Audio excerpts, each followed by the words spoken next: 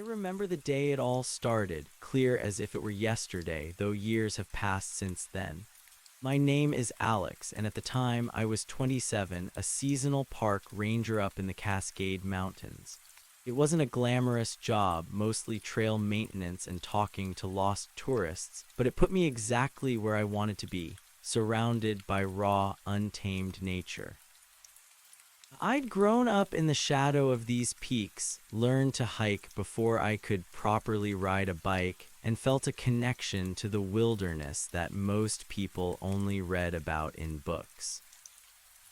That particular autumn, the weather had been playing a cruel joke on us. It was late November, and the first serious snowfalls had hit higher elevations with a vengeance, much earlier and heavier than predicted. The old-timers were muttering about it being a bad omen, but to me it was just another challenge.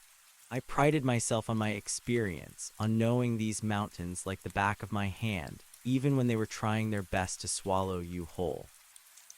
My post was a small, isolated ranger station deep within the national park, nestled near a notoriously tricky stretch of road known as Widow's Peak Pass. It was a beautiful, haunting place, infamous for sudden whiteouts and icy conditions that could trap drivers for days. My job often involved solo patrols, checking on trail conditions, marking dangerous areas, and sometimes guiding lost hikers back to safety. It was lonely work, but I thrived on the solitude. Most days it was just me, the towering firs, and the biting wind. It was the kind of isolation that made you feel alive, utterly alone in the best possible way. This particular morning, the sky was a bruised purple, heavy with the promise of more snow. My shift officially ended at 5 p.m., but a small part of the Mullen Creek Trail about 3 miles up past Widow's Peak needed a final inspection before the season truly shut it down. A few precarious rock falls had been reported, and it was my responsibility to make sure no late-season adventurers stumbled into trouble. My supervisor, an old gruff guy named Frank who trusted my judgment, had actually told me to leave it until spring. "It's not worth risking it, Alex," he'd grumbled over the crackling radio. "Just let it go." But I had this stubborn streak, you see. A need to tie up loose ends, to do things by the book, even if it meant bending the rules a little for myself. I figured a quick in-and-out trek before the storm really hit wouldn't hurt. I'd done riskier things for less important reasons. It was a mistake, a classic case of overconfidence mixed with a dash of youthful bravado. I told myself it was just a quick trip, grabbed my pack with emergency gear, a thermos of coffee, and my trusty walkie-talkie. I remember looking at the sky, feeling that familiar chill in the air, but shrugging it off. I was prepared. I always was. The drive up to Mullen Creek Trailhead was already an exercise in caution. My old beat-up Jeep Wrangler, affectionately nicknamed Old Faithful, rattled and groaned as it climbed the winding mountain road. Snow plastered the evergreens, turning the forest into a monochrome wonderland. The silence was profound, broken only by the crunch of my tires on the packed snow and the occasional creak of Old Faithful's suspension. I radioed in my departure from the station, giving my estimated return time, knowing full well I was pushing it. "Just a quick look, Frank. Be back before sunset," I'd promised, trying to sound more confident than I felt. The air grew colder the higher I went, biting at my exposed skin. Snowflakes, fat and lazy, began to drift down, soft whispers against the windshield. It wasn't a blizzard yet, just a gentle, insistent fall, painting the world in fresh white. I parked Old Faithful at the trailhead, a small pull-off almost completely swallowed by drifts, and pulled on my heaviest jacket, thick gloves, and beanie. The world outside the Jeep was muted, sounds absorbed by the dense snow. I took a deep breath, the cold air stinging my nostrils, and started walking, my snowshoes sinking rhythmically into the fresh powder. The trail wound upwards, steeper than I remembered, or maybe it was just the effort of trudging through the deepening snow. After about 40 minutes, the faint track of the trail disappeared almost entirely under a blanket of white. I relied on my internal compass, on the familiar landmarks of oddly shaped pines and rocky outcrops I'd known since childhood. The wind picked up, swirling the falling snow around me, turning the trees into Chinese letter shadows. It was getting harder to see, the light fading fast, and I felt a prickle of unease. Frank's words echoed in my head. Suddenly, the wind howled, a deep, mournful sound that seemed to come from everywhere and nowhere at once. It ripped through the pass, tearing at the heavy snowflakes that had been falling steadily, predictably, from the sky. For a split second, an impossible sight caught my eye. Just beyond a cluster of ancient pines, where the wind funneled through a narrow gap in the pass, a patch of snow not falling but rising. It was like an optical illusion, a trick of the swirling flakes and fading light, but it was there. Tiny flecks of white, instead of descending, lifted against the darkening sky, caught in some unseen updraft, ascending for a fleeting second before vanishing into the gray. It was just a glance, a flicker, a momentary defiance of gravity. I blinked, rubbed my eyes, and shook my head. Must be the wind, I told myself, just the wind playing tricks on my tired eyes. But the seed of dread, tiny and sharp, had been planted. I pushed on, the image of the rising snow stubbornly clinging to the edges of my vision. It was the wind, had to be. A freak gust, an eddy current swirling through the pass, lifting the loose powder for a second before it settled back down. My rational mind fought hard against the nascent fear, but the mountains had a way of stripping away such reassurances. Here, logic often felt like a flimsy shield against something much older, much colder. The snow was coming down thicker now, a relentless curtain that blurred the world into shades of gray and white. Each step was a deliberate effort, my snowshoes crunching through the deepening drifts. The trail, never more than a faint suggestion up here, had vanished completely. I was navigating by memory, by the subtle slope of the land, by the direction of the wind against my cheek. My internal compass, usually infallible, felt sluggish, confused. My watch showed it was past 4. Frank would be expecting me back soon, or at least a radio check-in. I pulled out the walkie-talkie, the plastic cold against my gloved hand. Ranger Station, this is Alex, checking in, over. Static, just a harsh, spitting hiss that swallowed my voice. I tried again, adjusting the antenna. Frank, you there? Alex, checking in, over. More static, louder this time, punctuated by bursts of unintelligible crackling. The signal was shot. Great, just great. The storm must have intensified rapidly, playing havoc with the radio waves. I shoved the walkie-talkie back into my pack, a fresh wave of unease washing over me. Now, not only was I out here in worsening conditions, but I was also cut off, truly alone. I picked up my pace, a frantic energy spurring me forward. The rockfall. I needed to find it, mark it, and get back to Old Faithful before the storm swallowed me whole. The wind had become a physical force pressing against me, trying to shove me off balance. It carried with it the scent of pine and ice and something else, a faint metallic tang like old blood, or perhaps just the raw mineral smell of exposed rock. I shook my head, dismissing it. My imagination was running wild. The next hour was a blur of exhausting uphill struggle. My legs burned, my lungs ached with the effort of breathing the frigid air. The world had become a tunnel of white, the visibility dropping to mere feet. The trees were specters, looming and vanishing in the swirling snow. I was no longer confident in my direction. Every landmark looked the same, every turn a guess. Then, through a momentary lull in the wind, I saw it. A dark, jagged scar on the otherwise pristine white slope ahead. The rockfall. It wasn't just a few dislodged stones. It was a substantial slide, a raw wound on the mountain's flank. Boulders the size of small cars had tumbled down, tearing through the trees, creating a chaotic jumble of splintered wood and broken stone. As I drew closer, something about it struck me as odd. The way the snow had settled around the debris, the sharp, almost too clean edges of some of the broken rocks, it looked recent, incredibly so, but also unnatural. There was an eerie stillness to the sight, a silence that even the howling wind couldn't penetrate. It was like the mountain itself had held its breath.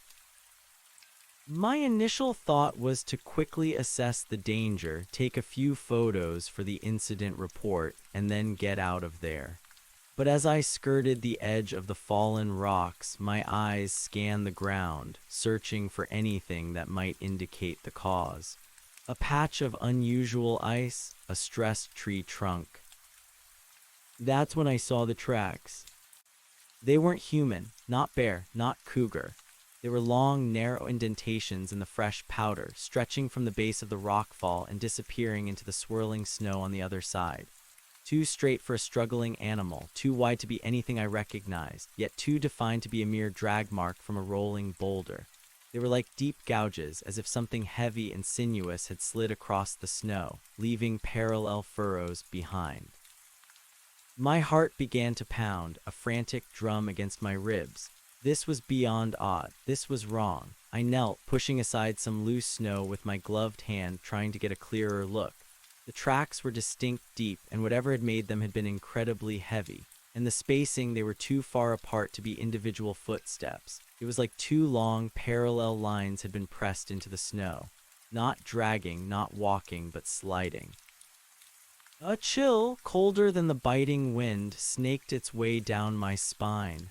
The metallic tang in the air suddenly sharpened, unmistakable now. It was blood, faint but definitely there, clinging to the air around the rockfall. My ranger training kicked in, pushing through the growing fear. Evidence. I needed to document this. I fumbled for my small digital camera, my fingers stiff with cold. I snapped a few photos of the tracks, then of the rockfall itself, trying to capture the unnatural precision of some of the breaks, the way certain trees were sheared off as if by a blade, not simply snapped by falling stone. As I zoomed in on one particularly large boulder, I noticed something embedded in its side, a dark speck, almost invisible against the gray rock. I cautiously approached, my snowshoes crunching softly. The boulder was massive, partially covered in snow. Reaching out, I scraped away the fresh powder. The speck was not a speck at all. It was a shard, a dark, obsidian-like shard embedded deep in the rock, glinting dully in the dim light. It looked like volcanic glass, but I knew there were no recent volcanic formations here that would produce something like this. It was too dark, too sharp, too alien. As I touched it, a jolt of ice-cold energy shot through my fingertips, not painful but deeply unsettling. It felt ancient, hungry. My skin crawled. I tried to pry it out, but it was set firm, fused with the rock as if it had always been there. My mind raced, rising snow, strange tracks, obsidian shards, the smell of blood. This was no ordinary rockfall. This was something else entirely, and I was standing right in the middle of it, cut off from the world. Then a sound, not the wind, a low, guttural rumble vibrating through the ground beneath my feet. It was close, too close. It sounded like something enormous shifting, a slow, grinding movement from deeper within the jumble of rocks. My blood ran cold. I scrambled back, my snowshoes catching, almost sending me tumbling. My heart hammered, a primal drumbeat of terror. I wasn't alone. Whatever had made those tracks, whatever had caused this rockfall, it was still here. I pulled out my hunting knife, a flimsy defense against something that could move boulders. My breath hitched in my throat. I stood frozen, straining my ears over the roar of the wind, trying to pinpoint the source of the sound. The rumble came again, this time accompanied by a soft, scraping noise like stone on stone, or perhaps something dragging itself. Fear coiled in my stomach, turning it to ice. I had to get out. Now I spun around, ready to retrace my steps, to run as fast as my burning legs could carry me. but the blizzard had intensified to whiteout condition. I couldn't see more than a foot in front of me. The trail was gone, the way back a featureless expanse of swirling white. I was lost, truly and utterly lost, and something was moving in the dark, hungry heart of the storm. Panic threatened to overwhelm me. I forced myself to take a deep breath to push it down. My training, focus, survival, I had to think. If I couldn't see, I couldn't run. I needed shelter, a place to regroup, to wait out the worst of the storm. My eyes darted frantically through the blizzard. A dense cluster of firs, their branches heavy with snow, offered a small patch of slightly less exposed ground about 20 yards away. It wasn't much, but it was better than nothing. I plunged towards it, each step an act of faith in the impenetrable white. The wind shrieked, a banshee's wail that seemed to carry whispers through its gusts. Or was it just my imagination? The whispers seemed to form words, indistinct, ancient, like a language I almost knew but couldn't quite grasp. I reached the firs, huddling under their snow-laden boughs. The shelter was minimal, but it broke the direct assault of the wind. I pulled my emergency tarp from my pack, my fingers clumsy with cold and fear, and tried to rig a makeshift lean-to against the trunks. It was a pathetic attempt, the tarp flapping wildly, but it offered a small sense of purpose, a focus other than the creeping dread. As I wrestled with the tarp, my eyes scanned the ground again, hoping against hope to see some sign of my former path. Nothing, just endless, unmarked snow. My gaze lingered near the rockfall, barely visible through the swirling flakes. Had I imagined the sound, the tracks, the obsidian shard, my mind desperately sought a rational explanation, but each attempt was swallowed by the overwhelming sense of wrongness. Then, out of the white, a shape. It was indistinct, a deeper shadow in the swirling gray, moving slowly, deliberately at the edge of the rockfall. It was enormous, far too large for any animal I knew. It seemed to undulate, a dark, sinuous mass, half obscured by the snow, moving with an eerie, silent grace. My breath froze in my throat. I pressed myself deeper into the meager shelter of the trees, my heart pounding so hard I thought it would burst. It was long, impossibly long, and its movement was like a slow, powerful tide. I couldn't make out details, but the sheer scale of it, the way it flowed over the broken rock and fresh snow, was terrifyingly alien. It wasn't walking, not crawling, but sliding, exactly as the tracks had suggested. And it was heading in my general direction, or at least in the direction of the pass where Old Faithful was parked. I stayed absolutely still, not daring to breathe, my eyes wide, fixed on the moving shadow. It moved slowly, ponderously, like an ancient glacier, but with an intelligent, deliberate purpose. It eventually disappeared back into the whiteout, melting into the storm as silently as it had appeared. My legs were shaking so violently I could barely stand.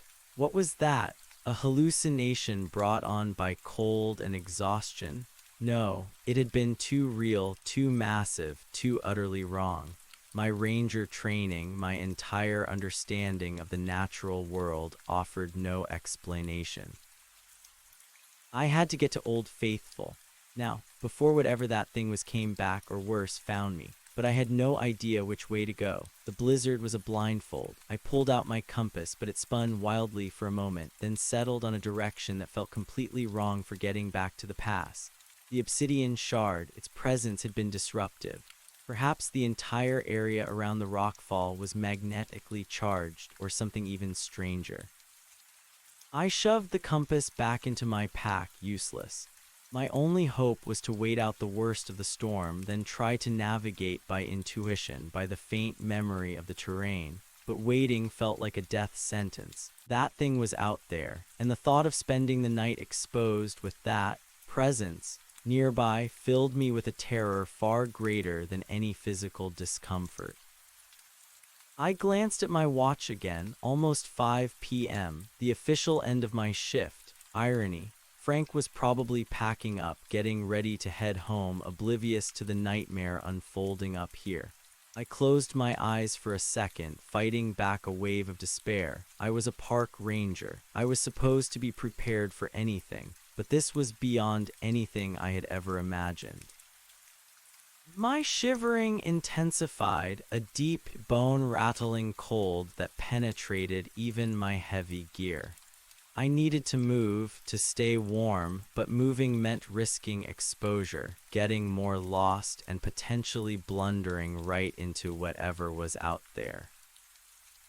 A desperate idea sparked in my mind: the old abandoned miner's cabin. It was roughly half a mile from the pass, further down from the rockfall, but off the main trail.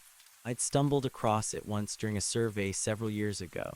It was nothing more than a dilapidated shack, but it had 4 walls and a roof, and crucially, a rudimentary fireplace. If I could make it there, I could build a fire, get warm, and maybe, just maybe, wait until the storm broke. The problem was I had no idea how to get there in a whiteout. My internal compass felt broken. The direction was downhill generally, but the terrain was tricky, full of gullies and sudden drops. I made my decision, sitting here, freezing, waiting for whatever that thing was to return was not an option. I had to try. I secured my pack, pulled my beanie lower over my ears, and took a deep, fortifying breath.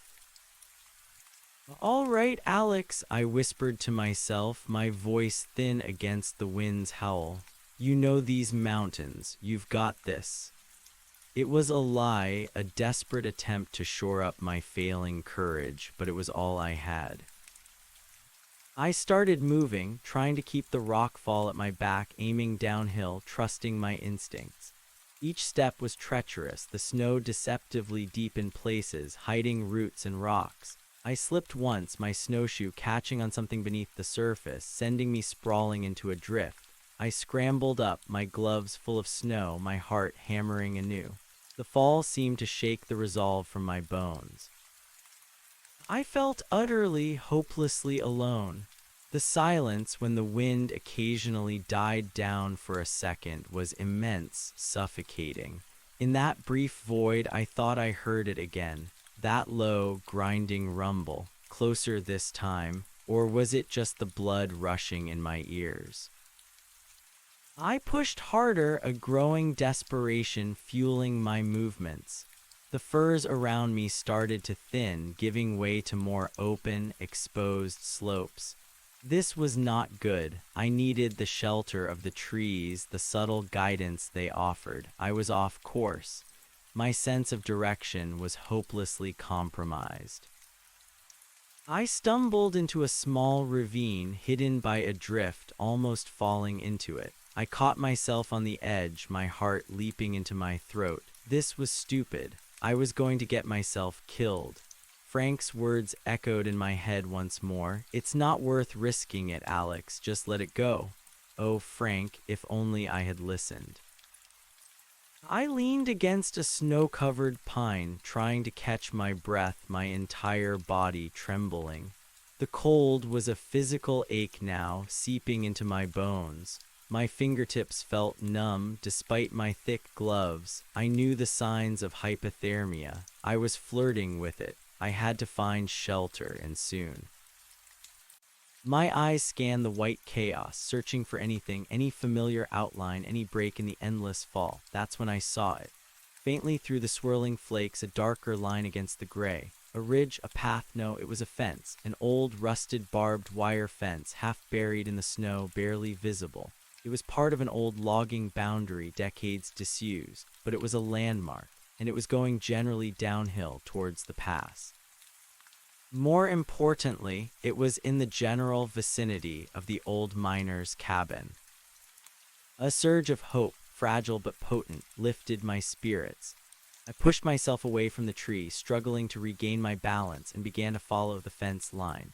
The barbed wire was a cruel guide, snagging my jacket, scratching my gloves, but it was a guide nonetheless. I focused on putting one foot in front of the other, on following the faint, rusted line, ignoring the burning in my muscles, the numb cold spreading through my extremities, the persistent fear gnawing at me. The blizzard raged, but the fence was a lifeline, a tangible link to a known world. I kept my head down, my gaze fixed on the snow-covered wire, imagining the cabin, the warmth of a fire, the temporary safety it offered. After what felt like an eternity, the fence line abruptly ended, swallowed by a wider, more open expanse. Disoriented, I lifted my head, trying to make sense of my surroundings. The wind tore at me, ripping tears from my eyes. The visibility was still terrible, but the snow seemed to be falling slightly less intensely, or perhaps I was just imagining it, a desperate wish. I peered through the gloom. There, barely visible, a hunched, square shape rising from the snow. The cabin. A wave of relief, so powerful it almost buckled my knees, washed over me.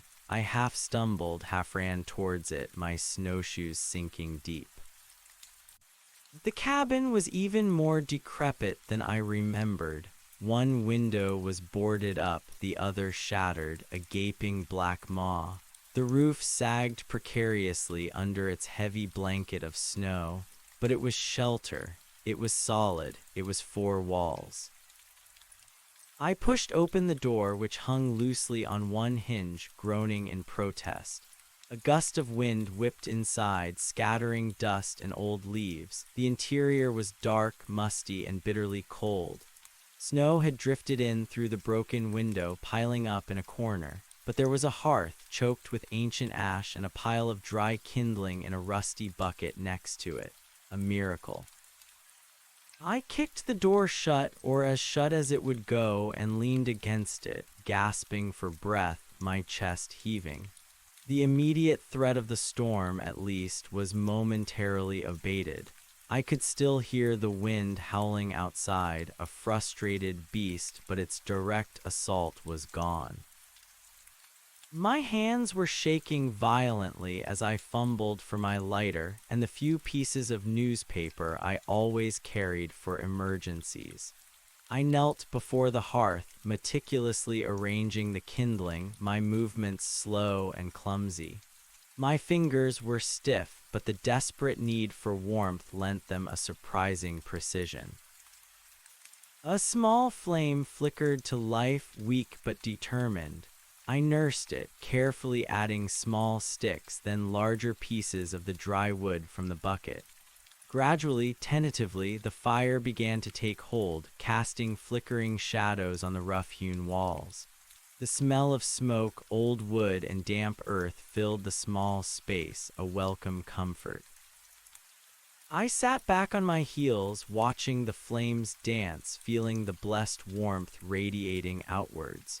It was a small victory, but in the face of the overwhelming terror, it felt monumental.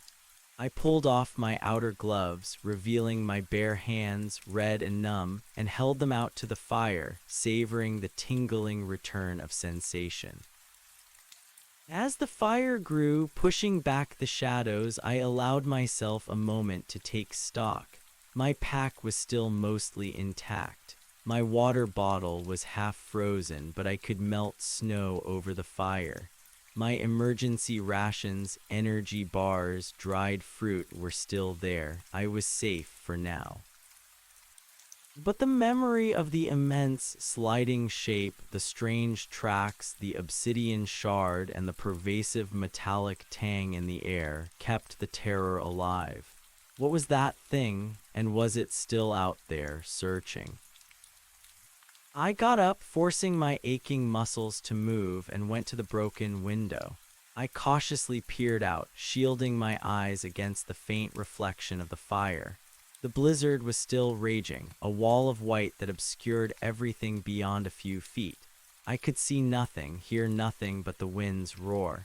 The world outside was a blank canvas of silent, deadly beauty. I turned back to the fire, a new thought solidifying in my mind. I needed to barricade the door and the broken window. It might not stop whatever was out there, but it would give me a sense of security, a small illusion of control. I found an old, rusted pickaxe in a corner, its handle splintered but still usable. With it, I managed to pry loose a couple of rotten planks from the floor. They were too short to cover the window completely, but they would do for now. I wedged them across the frame, then found an old, heavy wooden crate and dragged it in front of the door, reinforcing it as best I could. It was flimsy, but it made me feel marginally safer. I sat back down by the fire, exhausted both physically and emotionally. The warmth was slowly seeping back into my core, chasing away the bone-deep chill. My mind, however, was still racing. What was the logical explanation? A unique geological event, a new undiscovered species of mountain creature. None of it fit. The obsidian shard, the rising snow, the sheer size and unnerving silence of that sliding thing. It felt like something out of a nightmare, not the natural world I knew. I pulled out my walkie-talkie again, hoping the storm had eased enough for a signal. I flipped it on, listened. Still static. But this time, faintly beneath the hiss, I heard something else. A faint, rhythmic pulse. It wasn't the usual radio interference. It was too regular, too deep. A low thrum like a distant, massive heartbeat. It sent another shiver down my spine. I turned the volume up, straining my ears. The thrum grew slightly louder, more distinct. It wasn't a sound coming through the radio waves, not really. It was almost like the radio itself was picking up a direct vibration, a resonance in the very air, transmitting it as a low hum. It felt organic.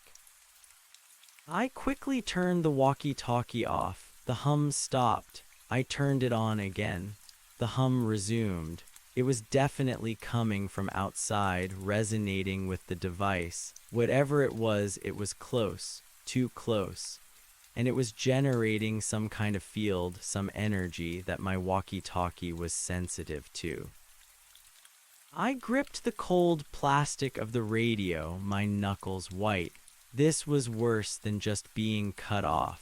This was a direct sensory link to whatever horror was out there.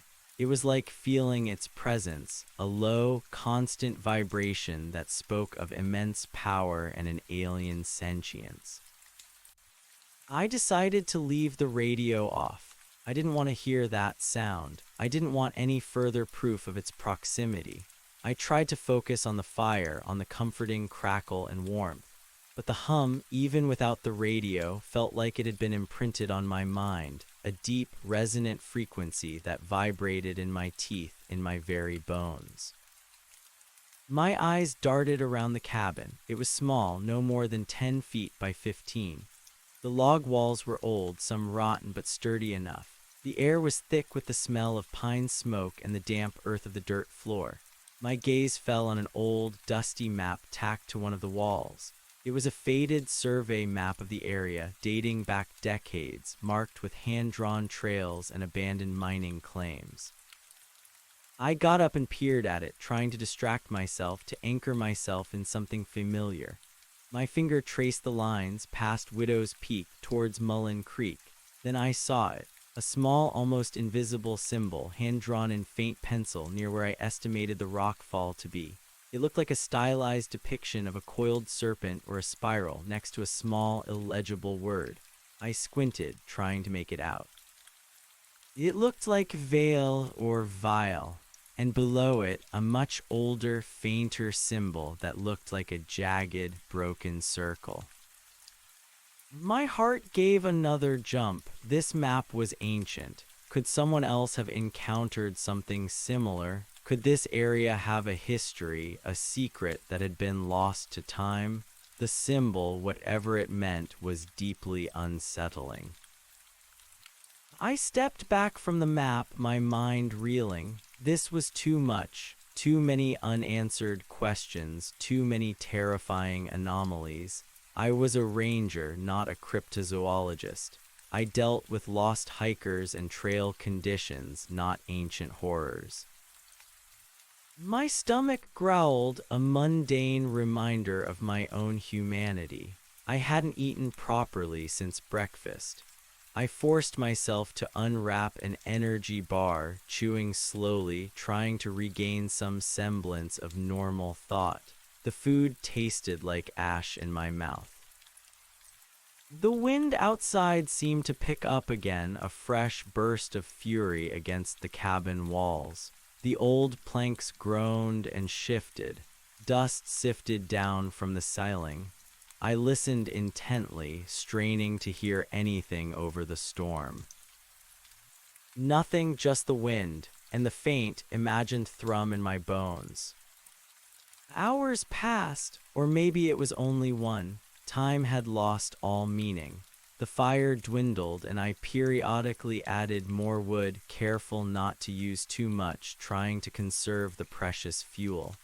The cabin, despite its warmth, felt like a cage. Every shadow was a potential threat, every creak of the old wood a warning.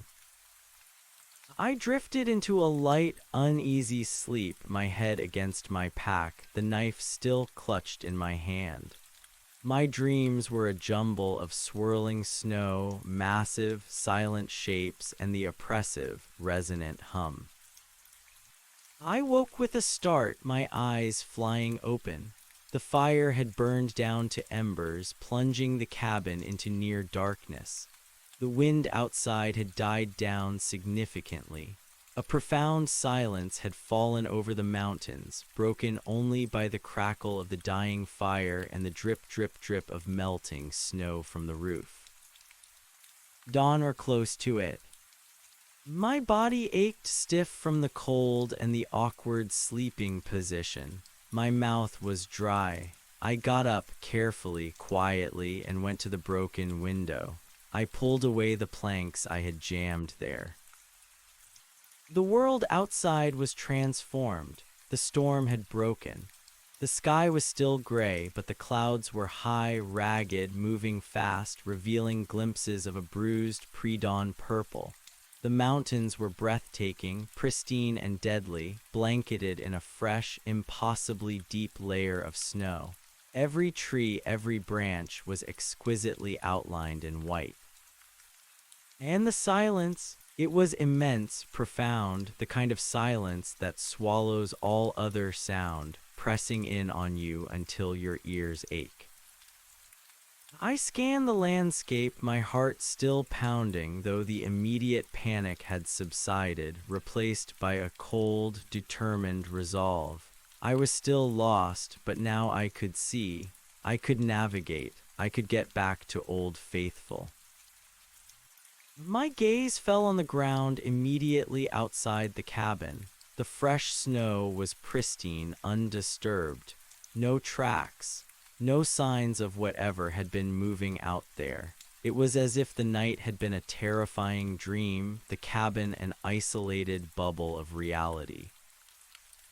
But then I looked further towards the direction of the pass, towards where Old Faithful was parked, and I saw it. A trail, not the narrow, sinuous gouges of yesterday. This was different, wider, smoother. A path almost perfectly straight, carved through the impossibly deep snow. It stretched from somewhere far up the mountain, past the rockfall, past the cabin, and continued downhill, disappearing into the distant tree line towards the road. It was too perfectly straight to be natural, too wide to be an animal track. It was like something had plowed its way through the snow, leaving behind a perfectly clear, wide furrow. And as the early morning light touched it, I saw something else. The edges of the path shimmered faintly, a subtle, almost imperceptible sheen like polished ice. And on the surface of the cleared snow, within the furrow itself, there were faint, almost ghostly impressions. Not tracks, not really, but faint, regular patterns like enormous, almost ethereal scales pressed into the surface. My breath hitched. Whatever had made that path, it wasn't just passing through. It was immense, powerful, and it had left a clear, unmistakable trail. It had moved directly past the cabin during the night, perhaps while I slept, or perhaps even earlier while I huddled by the fire. And it was heading down the mountain, towards the road, towards Widow's Peak Pass, towards Old Faithful. A cold dread spread through me, far worse than the fear of being lost or frozen. It was a creeping horror, a profound understanding of how insignificant I was, how utterly outmatched. This wasn't just a natural phenomenon. This was something ancient, powerful, and now it was actively moving through my territory, leaving a clear path behind it. I had to warn Frank, I had to warn someone, but my radio was dead, and even if it wasn't, what would I say? Frank, there's a giant, scale-patterned, possibly sentient snake thing that just plowed a path through the snow towards the pass. He'd think I'd finally cracked. I looked down at the track. It was deep. Whatever had made it had been incredibly heavy. And the scales, they were too perfect, too symmetrical. They spoke of a creature or entity of terrifying design and scale. My eyes followed the path towards the direction of the road. It led directly there, and that meant it was heading towards human civilization. I had to get to Old Faithful. I had to get to the radio. I had to get help.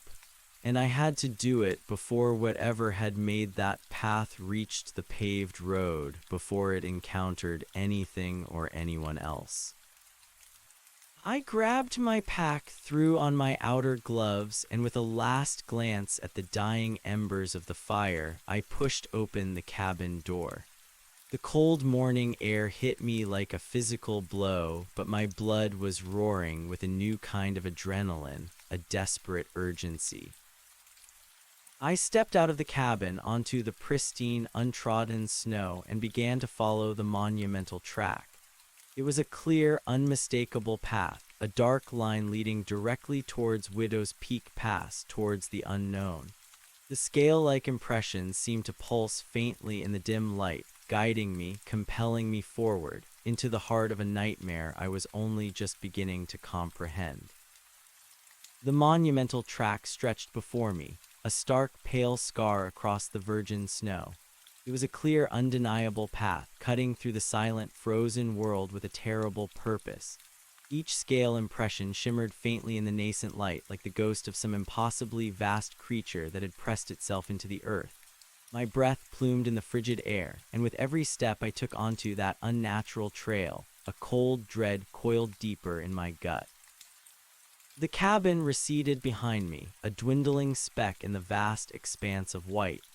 The silence was absolute, broken only by the rhythmic crunch of my snowshoes and the frantic pounding of my heart. The storm had passed, leaving behind a world of breathtaking yet terrifying beauty. Every branch, every needle, every rock was encased in a fresh, thick layer of snow, sparkling under the muted sky. But this pristine beauty felt like a mask, hiding something ancient and malevolent beneath. I kept my eyes on the track, a singular focus in the chaos of my fear. It was wide, easily 20 feet across, and deep enough that the banks of snow on either side towered over my head in places. Walking within it felt like being in a trench, a narrow canyon carved by an unseen force. The polished, almost icy sheen on its edges was unnerving, as if the very act of its passage had altered the snow at a molecular level. The descent was steep in places, but the track made it easier, a pre-made path in the otherwise impassable drifts. Still, my muscles screamed in protest. Every step was an effort, my legs heavy with fatigue, my lungs burning with the icy air. I kept looking over my shoulder, half expecting to see the enormous, sinuous shape reappear from behind a cluster of pines, to feel its ancient breath on my neck. The hum from the walkie-talkie, though it was now off and stowed, still echoed in my bones, a phantom vibration. As I followed the track, a new detail emerged. In some sections, especially on steeper inclines, the snow at the very bottom of the furrow seemed compressed, not just flattened, but almost vitrified like glass. It wasn't uniform, but patchy, suggesting an intense pressure or even heat in specific points of contact. The scale impressions were clearest in these areas, their intricate patterns stark against the almost crystalline surface.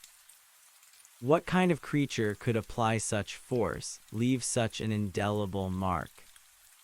The track led me through a winding gully I recognized, then across an open slope where the wind had scoured the snow into delicate, ethereal waves. But the monster's path cut through it all, utterly unconcerned by the natural contours of the land. It was a statement of power, an assertion of dominance over the mountain itself. I checked my watch, barely 7 a.m. Frank wouldn't be at the station until at least 8, maybe later on a Saturday. Even if I reached Old Faithful and the radio worked, I'd have to wait. The thought of waiting alone with that thing potentially still active was almost unbearable, but I had no choice. The metallic tang, the smell of blood, was fainter now, dispersed by the storm and the vastness of the morning. But my mind still replayed the image of the obsidian shard, the unnatural precision of the rockfall. This was not a hungry beast tracking prey. This was something else, something intelligent, something ancient. After another hour of relentless trekking, my legs trembling with exhaustion, I saw it. The vague outline of Widow's Peak Pass, a dip in the ridgeline, emerged through the distant trees. And there, a small, familiar shape, Old Faithful. My beat-up Jeep Wrangler, buried in snow up to its wheel wells, but gloriously, undeniably present. A surge of relief, potent and almost dizzying, washed over me. I was close. I was almost there. The immediate goal was within reach. But then my eyes followed the monumental track. It didn't just lead to the pass, it led through it. And then it continued directly down the mountain, precisely where the paved road began, winding its way towards civilization. The cold dread returned, sharper this time. It wasn't just passing through my territory, it was leaving, and it was heading straight for populated areas. I picked up my pace, a frantic energy giving my aching legs a temporary reprieve. I stumbled out of the massive furrow and into the deeper, untrodden snow, pushing towards Old Faithful. The distance that had seemed so short now felt like miles, each step a struggle. My snowshoes, which had been a blessing on the path, now felt like lead weights dragging me down.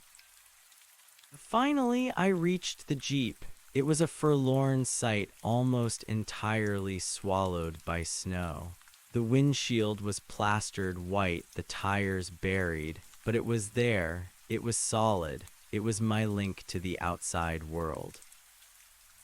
I fumbled with the frozen door handle, my fingers stiff with cold, and finally managed to yank it open. A blast of frigid air greeted me from the interior. I threw my pack onto the passenger seat, then slid behind the wheel, sagging into the familiar worn fabric. The smell of old coffee and pine air freshener was a small, comforting normalcy. My first priority was the radio. I pulled out my walkie-talkie, my hands trembling. I held my breath, flipped the power switch. Static, but this time it was different, weaker. Not the harsh, spitting static of the storm, but a softer, more distant hiss. And underneath it, the faintest hint of that rhythmic thrum.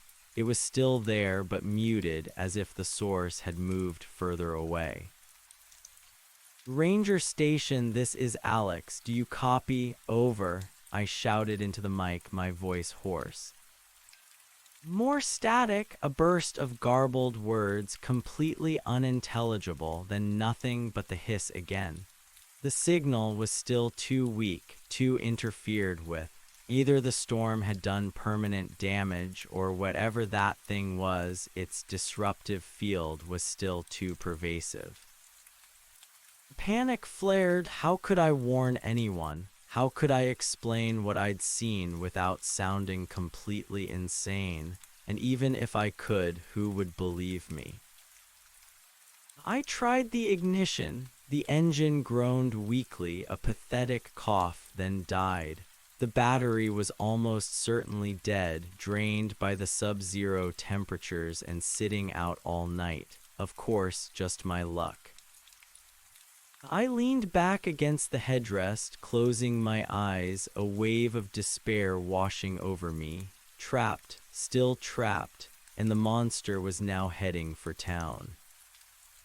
My eyes snapped open. The monster, its track led down the mountain, and I was stuck here. I had to follow it. I had to see where it went. I had to know. The desperate urgency to understand, to witness, to somehow intercede overtook my fear. I couldn't just sit here and wait, not with that thing moving towards human habitation. I grabbed my pack again, pulling out my binoculars. My hands shook as I focused them down the pass towards the winding road. The track was clearly visible, a wide, unnatural highway cutting through the fresh snow, disappearing into the distant tree line. It was heading exactly where I feared, towards the small, unsuspecting mountain towns nestled at the base of the Cascades, towards civilization. I knew the layout of the land here intimately. There was a small logging road, rarely used in winter, that branched off the main pass road a few miles down. It led to an old, abandoned mill site, and from there, it was a relatively straight shot to the main highway that connected to Frank's Ranger Station and beyond to the nearest town. I had to get there. I had to. I slammed the Jeep door shut, the sound echoing unnaturally in the vast silence. With renewed determination, I adjusted my snowshoes and stepped back onto the monumental track, turning my back on Old Faithful. My legs ached, my body protested, but my mind was laser-focused. I was no longer running from fear. I was running towards an answer. The descent was easier, following the gentle slope of the mountain. The track wound its way through dense stands of Douglas fir and hemlock, their snow-laden branches brushing against the high banks of the furrow. The scale impressions seemed to gleam with a faint, almost phosphorescent quality in the deepening morning light. It was mesmerizing, terrifying. I kept a steady, relentless pace. The air began to warm imperceptibly as I descended, the oppressive cold giving way to a more manageable chill. The trees grew thicker, providing a sense of enclosure, but also an unsettling feeling of being watched. Every shadow seemed to hold a lurking presence. The metallic tang in the air returned, stronger now, as if I were closing in on the monster's recent movements. It wasn't just blood. It was something deeper, something mineral like iron ore, but with an acrid, almost ozone-like quality. It pricked at the back of my throat. Then I heard it again, faintly at first, carried on a gust of wind, the low, guttural rumble. It was closer, much closer than before, and it wasn't just a rumble. It was accompanied by a strange, slithering sound like something impossibly heavy dragging across stone. My blood ran cold. It hadn't left. It was still out there, and it was ahead of me. I slowed my pace, my heart pounding in my ears. I drew my hunting knife again, a pathetic comfort, but it was all I had. I tried to peer through the trees, but the dense forest offered no clear view. The track ahead made a sharp turn around a rocky outcrop. As I rounded the bend, I froze. There it was. Not the whole thing, just a part of it. A section of its massive body stretched across the track, partially obscured by the trees. It was utterly immense, a dark, gleaming expanse of something like highly polished rock or perhaps very dark metallic scales.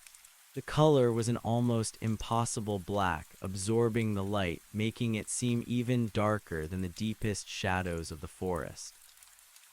It was colossal, far larger than I had ever imagined, even after seeing its tracks. The section I could see was at least 50 feet long, and it appeared to be perhaps 15 to 20 feet thick. Its surface was smooth, yet intricately detailed with patterns I now recognized as the scales I'd seen imprinted in the snow. They weren't soft, organic scales, but hard, interlocking plates of something like obsidian or polished basalt, glinting with a dull, malevolent sheen. The air around it throbbed with that low, resonant hum. It was palpable now, vibrating through the ground, through my very bones. It was the sound I had picked up on my radio, magnified 1,000-fold. It felt ancient, powerful, a sound that bypassed my ears and went straight to my primal fear. It wasn't moving, not actively. It seemed to be resting, stretched across the path like a fallen mountain range. But the sheer scale of it, the cold, alien presence it exuded, was overwhelming. It looked like something that had clawed its way out of the deepest parts of the earth, something that belonged to a time before man, before even the mountains themselves. My ranger training screamed at me, observe, document, do not engage, but another, more primal instinct screamed, run, run as fast as you can. I stood rooted to the spot, hidden behind the trunk of a massive fir, barely daring to breathe. My eyes traced the visible contours of the creature. There was no head, no tail, no discernible limbs, just this vast, undulating expanse of dark, scaled mass. It was like a living geological formation, a segment of a mountain range given terrifying, unnatural life. Then a faint shimmer, a subtle ripple, ran along its surface. It was almost imperceptible, like light playing on water, but I saw it, and with it a tiny, almost inaudible click. It wasn't organic, it was mechanical, or perhaps something beyond either. I pressed myself closer to the tree, hardly daring to move. My heart hammered against my ribs, a frantic drumbeat of pure terror. I was too close, far, far too close. My mind raced, struggling to comprehend. This wasn't an animal. This wasn't any known creature. It was something else. Something utterly alien, something that defied all categories. And it was massive, powerful beyond anything I had ever conceived. How could something this enormous exist, hidden in these mountains for so long? What was its purpose? Where was it going? The silence stretched, broken only by the persistent, vibrating hum and the distant roar of the wind, now a mere whisper compared to the creature's immense presence. I waited, utterly still, watching the dark, gleaming surface. After what felt like an eternity, but was probably only a few minutes, the creature began to move. Slowly, imperceptibly at first, a vast, deliberate shift.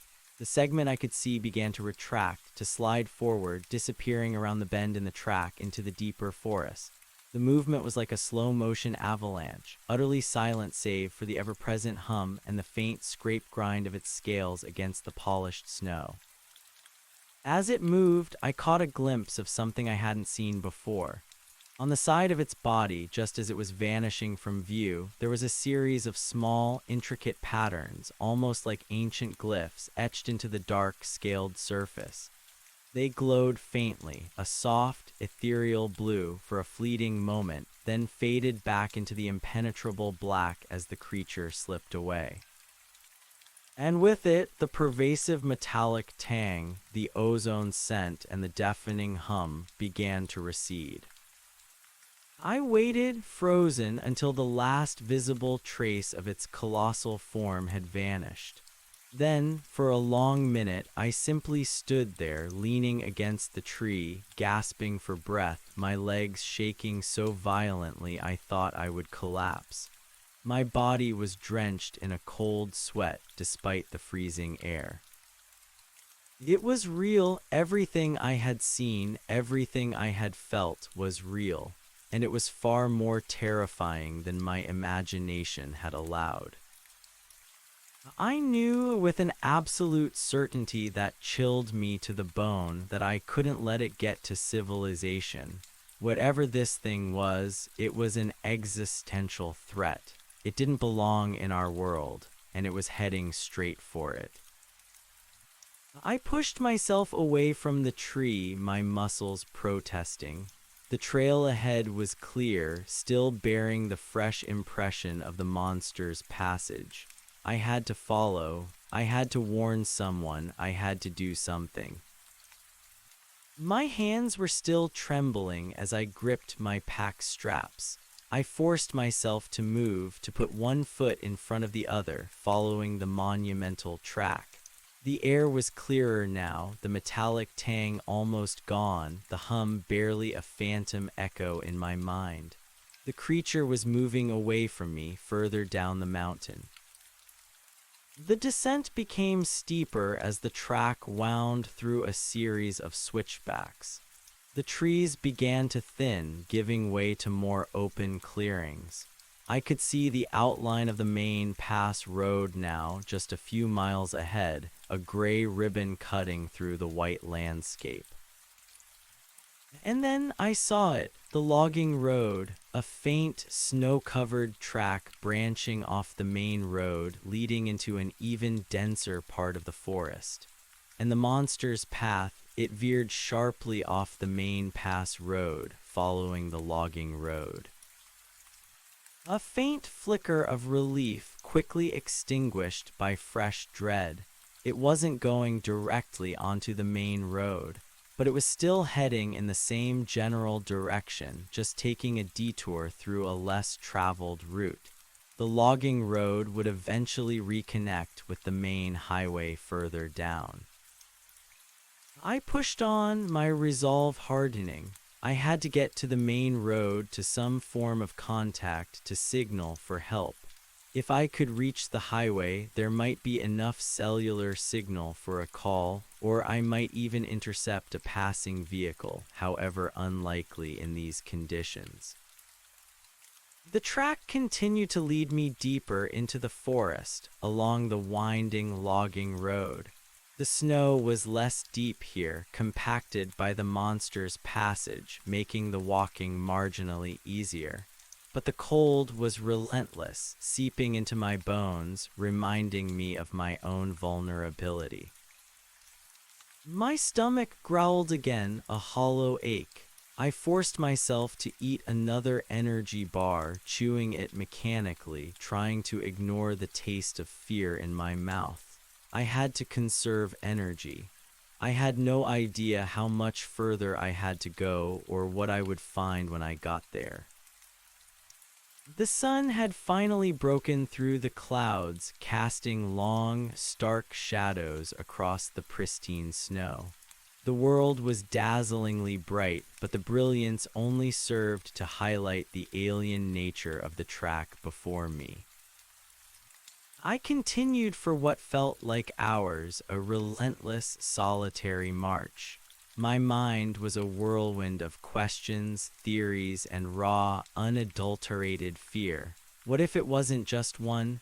What if there were more? What if this was just the beginning of something, an awakening? I thought of Frank, of his gruff warnings. He'd think I was crazy. Everyone would. But how could I explain this? How could I convey the sheer scale of the creature, the ancient, malevolent hum, the obsidian-like scales, the glowing glyphs? The logging road finally began to widen, the trees giving way to a more open area. And then I saw it, the abandoned mill site, a cluster of derelict buildings, their roofs sagging, their windows broken, half buried in snow. The main highway was only a mile or so beyond it. And the monster's track led directly through the heart of the mill site. My heart pounded with a fresh surge of adrenaline. This was it, the end of its current journey, or at least a significant point. I had to be careful. I slowed my pace, approaching the mill site with extreme caution. The silence here was different. Not the profound, natural silence of the deep forest, but an eerie, heavy quiet, as if sound itself had been swallowed. The metallic ozone tang was back, sharp and potent, stinging my nostrils. The hum, that deep, resonant vibration, was palpable again, vibrating through the ground, growing stronger with every step. It was here, it had to be. I moved stealthily, keeping to the cover of the dilapidated buildings and overgrown machinery. The mill was a skeletal ruin, a ghost of human industry. Rusting conveyor belts snaked through the snow, enormous saw blades lay half buried, and the main mill building stood like a gaping, broken jaw. The creature's track cut a wide swath through everything, plowing through the snow, through rusting metal, even through the collapsed walls of smaller outbuildings. It was as if its passage had been irresistible, an unstoppable force that simply ignored any obstacle in its path. As I rounded the corner of the main mill building, I stopped dead. There it was, coiled. The entire creature, or at least a significant portion of it, was coiled in a massive, dark spiral in the center of the mill site's main clearing. It was a dizzying, terrifying sight. The black, obsidian-like scales glinted in the sunlight, absorbing most of the light, making it seem like a hole torn in the fabric of reality. It was immense, far, far larger than I had ever conceived. The section I had seen before was just a glimpse. This was truly colossal. I couldn't even guess at its total length, but the coiled mass must have been at least 100 feet across, perhaps more, forming a dark, living mountain of scale and rock. The low, resonant hum was deafening here, vibrating through every fiber of my being, making my teeth ache, blurring my vision. It was a sound that was felt, not just heard. And now I could see more. Near the center of the coil, where its body rose highest, a structure was emerging. It wasn't part of its body, not exactly. It was forming from it, or perhaps being revealed by its presence. A cluster of dark, jagged, crystalline spikes, exactly like the obsidian shard I had found at the rockfall, was slowly rising from the center of the coil. They pulsed with a faint, internal blue light, matching the glyphs I had seen on its side. And around the base of these spikes, the snow was melting. Not just melting, but vaporizing into thin wisps of steam that rose into the cold air. The ground beneath the creature was visibly scorched, blackened earth, even through the layer of melting snow. An intense heat emanated from it, contrasting sharply with the freezing air. This wasn't just a creature, it was a catalyst, a force of transformation. I was utterly mesmerized by the terrible beauty of it, the raw, ancient power it exuded. My fear was still there, a cold, hard knot in my stomach, but it was overshadowed by a profound sense of awe, a chilling recognition of something truly cosmic. Then the glyphs. They were everywhere now, across the exposed sections of its coiled body. Thousands of them, glowing with that ethereal blue light, shifting and changing in complex patterns like a vast alien script scrolling across its surface. And as I watched, transfixed, the crystalline spikes in the center of the coil seemed to grow, slowly pushing further skyward, accompanied by a soft, almost inaudible whine that accompanied the deep hum. My mind, still struggling for a rational explanation, grasped at one last, desperate straw. A geothermal event, a unique mineral deposit reacting with the cold, but the intelligence of its movements, the deliberate path, the ancient symbols, the sheer organic yet geological nature of it, all screamed otherwise. This was a living, breathing, thinking entity. I pulled out my digital camera again, my hands shaking so violently I almost dropped it. I had to document this. I had to have proof. Even if no one believed me, I had to try. I zoomed in, trying to capture the shifting glyphs, the growing crystal spikes, the impossible scale of the coiled creature. Just as I clicked the shutter, a low, guttural moan emanated from the coil. It wasn't the hum. It was a sound, deep and resonant, that seemed to vibrate from the very core of the earth. It was a sound of immense effort, or perhaps of pain, or maybe something else entirely. The glyphs on its surface intensified their blue glow, pulsing brighter and faster. The crystalline spikes in the center grew visibly taller, sharper, their tips glinting with an almost blinding blue light. The steam around them rose in a thicker column, hissing and swirling. And then I heard it, a faint, almost imperceptible crack, and another, the sound of stone breaking. The ground around the coiled monster began to crack.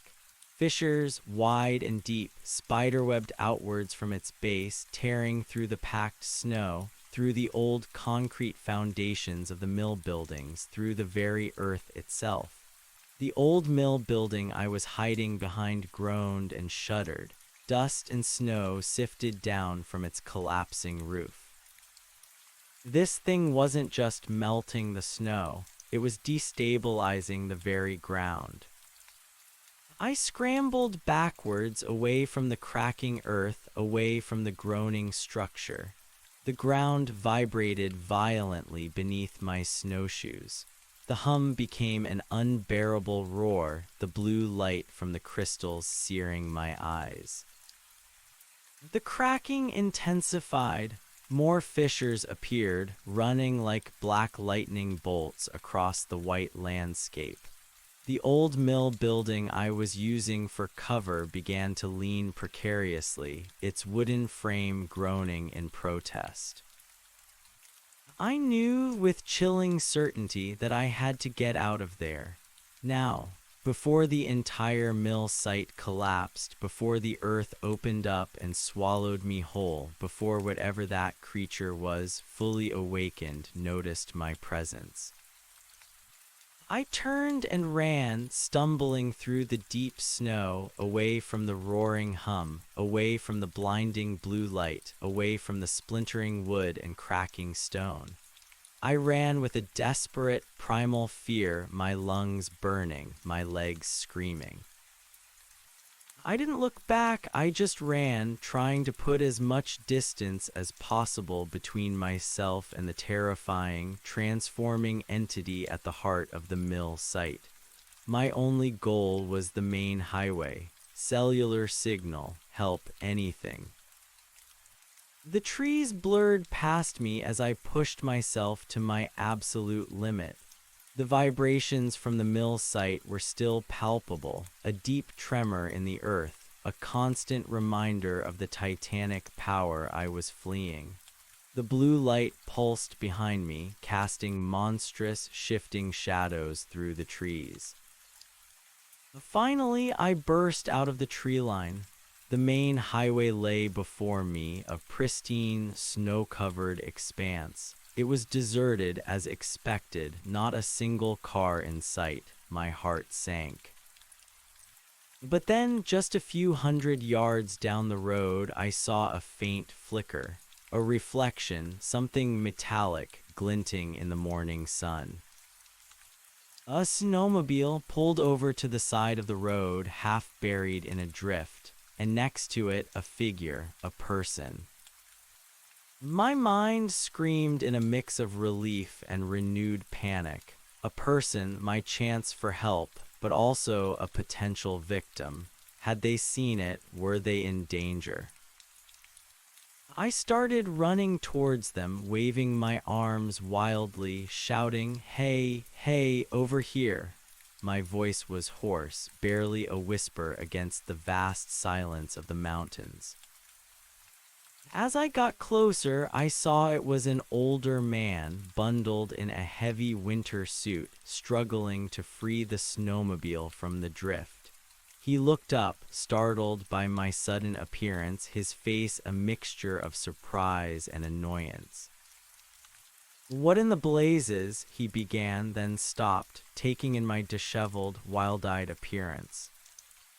"You have to listen to me," I gasped, out of breath, my body aching.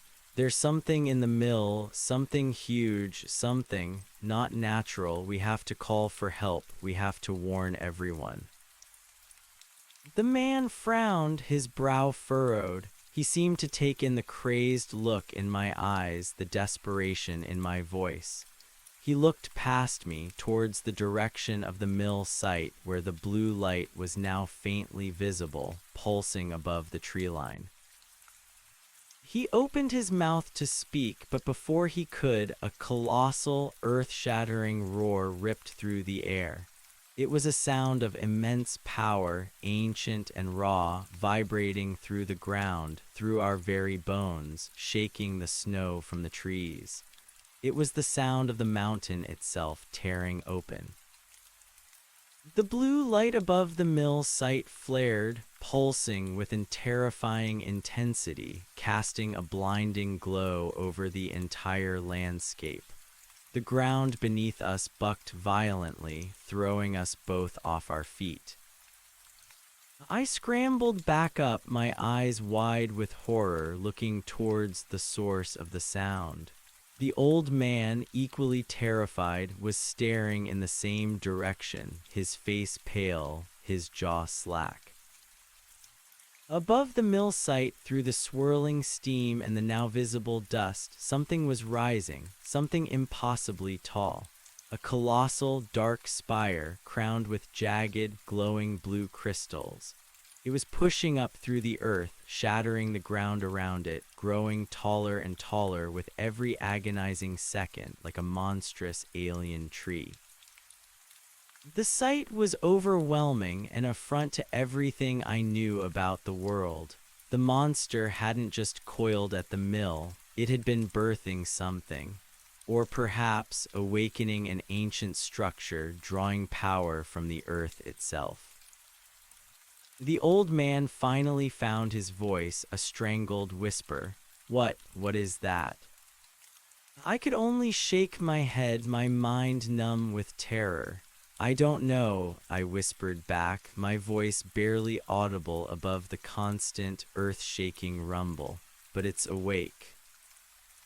The crystal spire continued to grow, its blue light illuminating the entire valley, turning the pre-dawn gray into an eerie, pulsing kaleidoscope of light and shadow.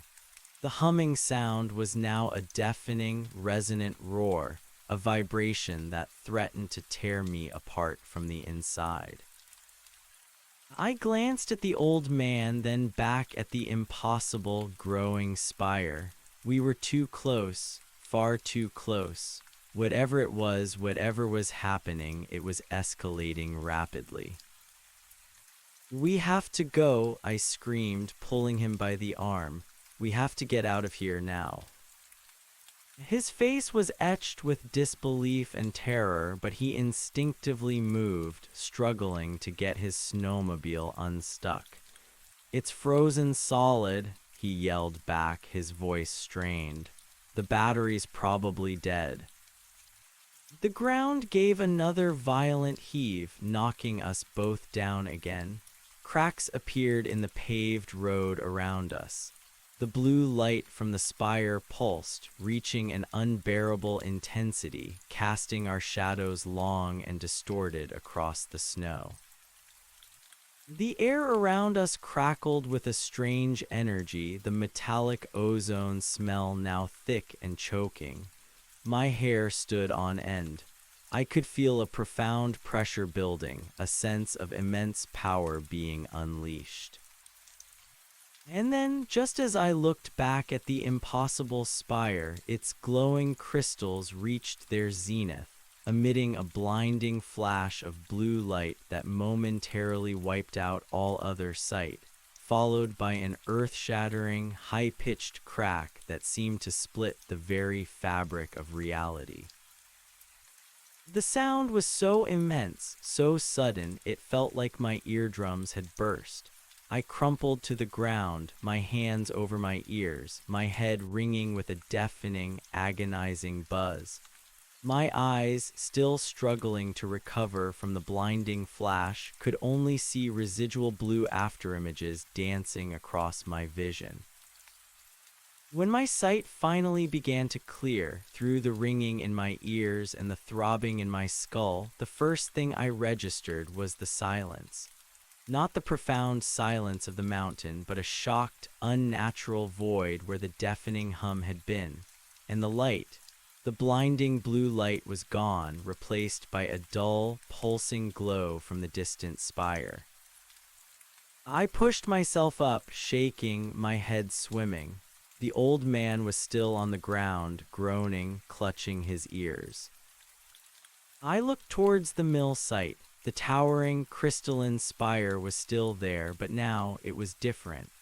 Its tip, which had been sharply pointed, was now blunted, almost flat. And from that flat surface, a thin, almost invisible beam of faint blue light was now stretching outwards, straight up, piercing the gray sky, disappearing into the clouds. It wasn't a natural phenomenon, it was a tower, a beacon, and it was active. My mind, still reeling from the shock, began to put pieces together, pieces I didn't want to connect. The rising snow, the strange shard, the hum, the creature, the glyphs, the heat, the destabilized earth, and now this. This was a signal, a message. Something ancient, buried deep within the mountains, had just sent a message into the sky. The old man finally staggered to his feet, his face ashen. He stared at the blue beam, his mouth hanging open. "What have you done?" he whispered, his eyes wide, turning to me, accusing. "What is that?" I could only stare at the sky, at the impossibly straight, impossibly faint beam of blue light piercing the clouds. My heart was a frozen lump in my chest. The terror was no longer a cold knot, but a vast, empty void. This wasn't just my territory anymore. This wasn't just a local problem. This was something far, far bigger. And I had no idea what to do, or who to call, or how to stop it. I stood there on the deserted highway, a lone ranger watching an ancient, alien tower send a signal into the sky, the cold mountain wind whistling around me, carrying the faint, terrifying echo of that colossal roar. The world I knew, the world I had sworn to protect, was about to change forever. The old man, Silas, stared at me, his eyes wide, accusing. "What have you done?" he repeated, his voice raspy with shock, his gaze fixed on the impossibly thin blue beam piercing the clouds above the mill.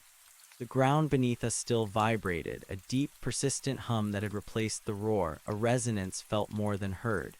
The air crackled with residual energy, and the metallic tang, thick with ozone, filled my lungs. "I haven't done anything," I shouted back, my own voice strained, almost lost in the tremor. "I just found it. It was already there, whatever it is." My gaze darted between the terrifying spire and the old man's bewildered face.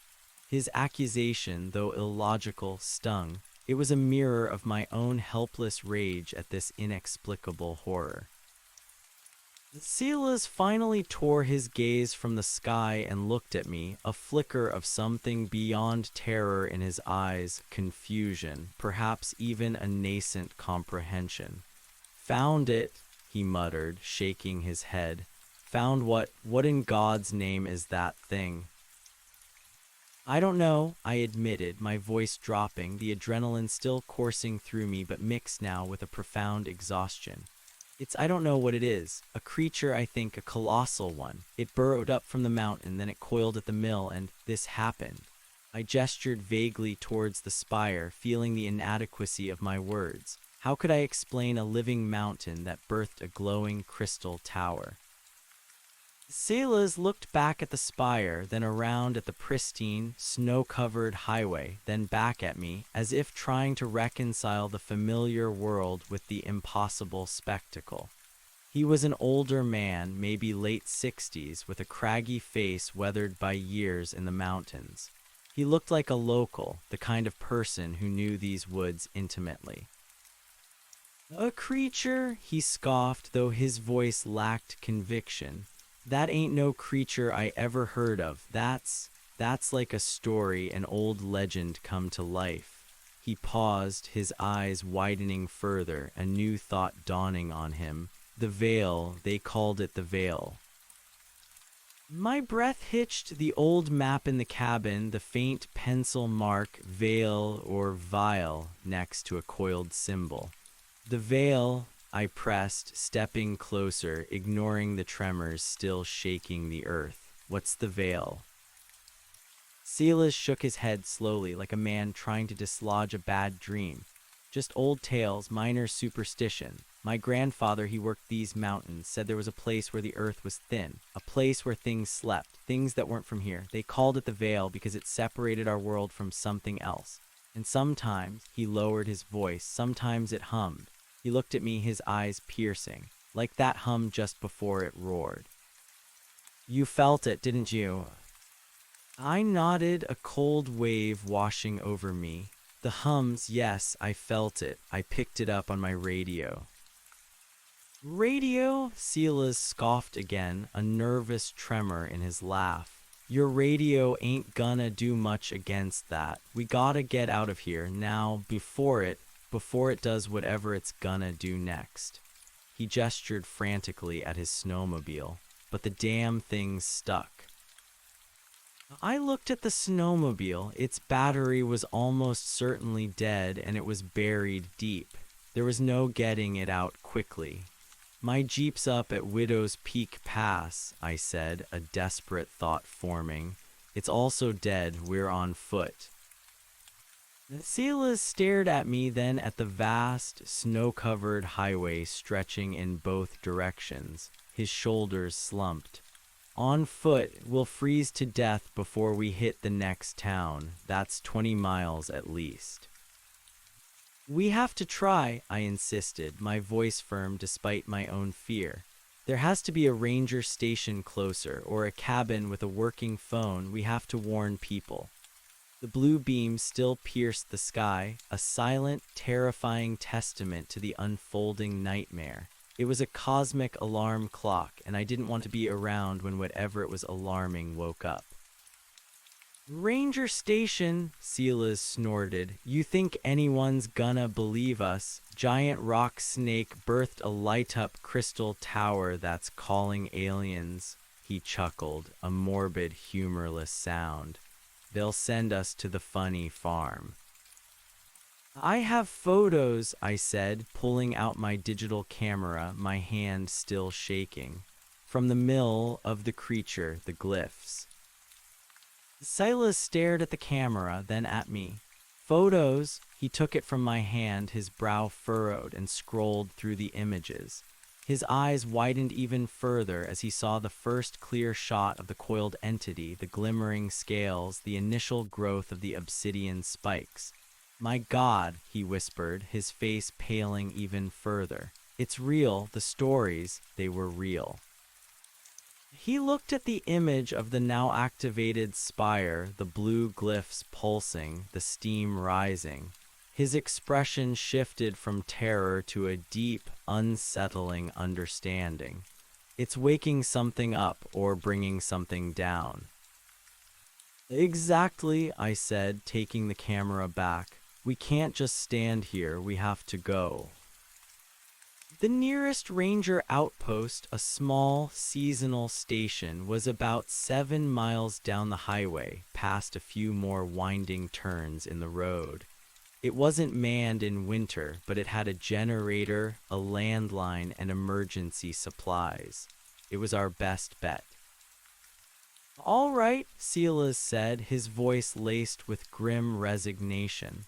7 miles it is. My legs ain't what they used to be, but I ain't staying here for whatever's coming."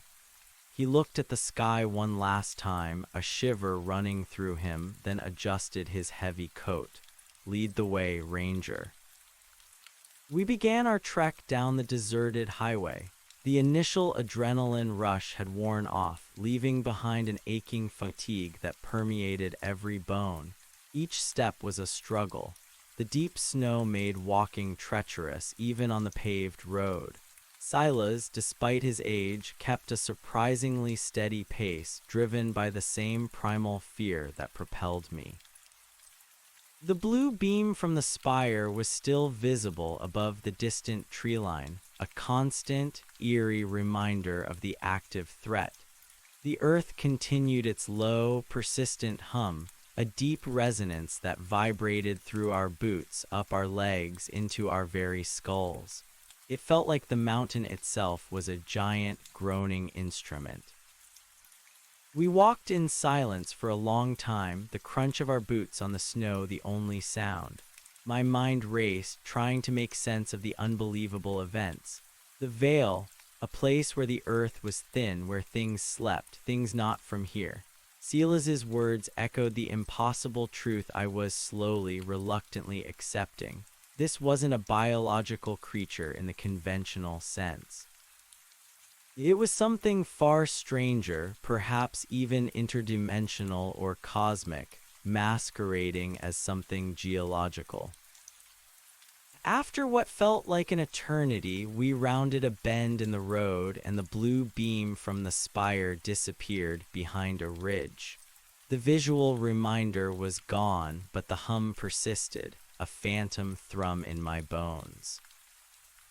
"How long has this been going on, Ranger?" Silas asked, breaking the silence, his voice gruff. "You said you found it yesterday, right?" "Yesterday afternoon," I confirmed, recounting the rockfall, the obsidian shard, the immense sliding shape. I omitted the part about the compass, knowing how unbelievable it already sounded. "The storm hit, I got lost, ended up in an old cabin near the pass. This morning, the track led me straight to the mill. That's when I saw the coiled thing." Silas listened intently, nodding slowly. The storm, it covered its tracks, clever or maybe just coincidence. He squinted ahead. "My grandfather always said these mountains had secrets, places even the old tribes avoided. They had their own stories, too, of the earth serpent that swallows the stars or some such nonsense." He shook his head. "Never thought I'd see the day." "Do you know anything about the mill?" I asked, hoping for another piece of the puzzle. "Why was it abandoned?" "Mill was shut down decades ago," Silas replied. "Poor yield, they said, too much strange ore, made the equipment act up, ruined the saws, sometimes even glowed in the dark, according to the old-timers. Everyone just thought it was iron pyrite, fool's gold, but they picked up and left pretty quick. My grandfather, he swore the air around that mill always felt heavy, said it made your skin crawl." "Heavy air," I repeated, remembering the metallic tang, the ozone smell. "And strange ore. The obsidian shard I found, the one near the rockfall, it was like nothing I'd ever seen." I pulled it from my pocket, wrapped in a cloth, and held it out. It glowed faintly, a sort of blue, and the radio hummed whenever it was near. Silas took the shard, turning it over in his gloved hand. His eyes widened slightly as he felt its unnerving cold, its unnatural density. "Aye," he said, handing it back. "That's it, that's the stuff. They found chunks of it all over the mill site, mixed in with the granite. Couldn't figure out what it was. Too hard for most tools, impossible to smelt. Just threw it aside." He looked at the shard again, a flicker of recognition in his eyes. "This looks like the stuff the old tales mentioned. Starstone, they called it, said it fell from the sky long ago and buried itself deep in the earth, said it was what woke up the Vale." The Starstone, the pieces were starting to fit, forming a terrifying, impossible mosaic. An alien substance, a buried entity, ancient legends, and now, a beacon reaching for the stars. The thought sent a fresh wave of terror through me. If it was sending a signal, was it calling something to us? And what would that something be? We continued to walk, the miles slowly ticking by, each one an agonizing effort. The sun climbed higher, warming the air slightly, but the sheer vastness of the snow-covered landscape and the continued hum reminded us of our precarious situation. My legs ached, my feet were numb, and my mind was a jumble of fear and grim determination. Finally, after what felt like an eternity, the outline of the ranger outpost emerged from the distant trees. It was a small, prefabricated cabin, mostly used by seasonal backcountry rangers, with a satellite dish on the roof and a solar panel array. It looked deserted, but it was hope. Thank God, Sela's breath sagging against a snowdrift. I don't think I could have gone much further. Almost there, I said, pushing through my own exhaustion. We just need to get the generator running. We trudged towards the outpost, the snow becoming deeper off the main road. The front door was locked with a heavy padlock. I fumbled with my keys, my fingers stiff with cold, and eventually managed to open it. The interior was dark, cold, and smelled faintly of mouse droppings and stale coffee, but it was shelter, and it was our lifeline. "All right, Silas," I said, my voice shaky but determined. "You keep an eye out. I'm going to get the generator started." He nodded, rubbing his stiff hands together. "You got it, Ranger. Just point me towards something warm once you're done." I headed to the small shed attached to the back of the cabin where the generator was housed. It was a reliable, albeit noisy, model designed for cold weather. I checked the fuel levels full. I cranked the starter, and with a cough and a sputter, the generator roared to life, shaking the small shed. The lights flickered on inside the cabin. A wave of relief, potent and almost overwhelming, washed over me. Light, power, a connection.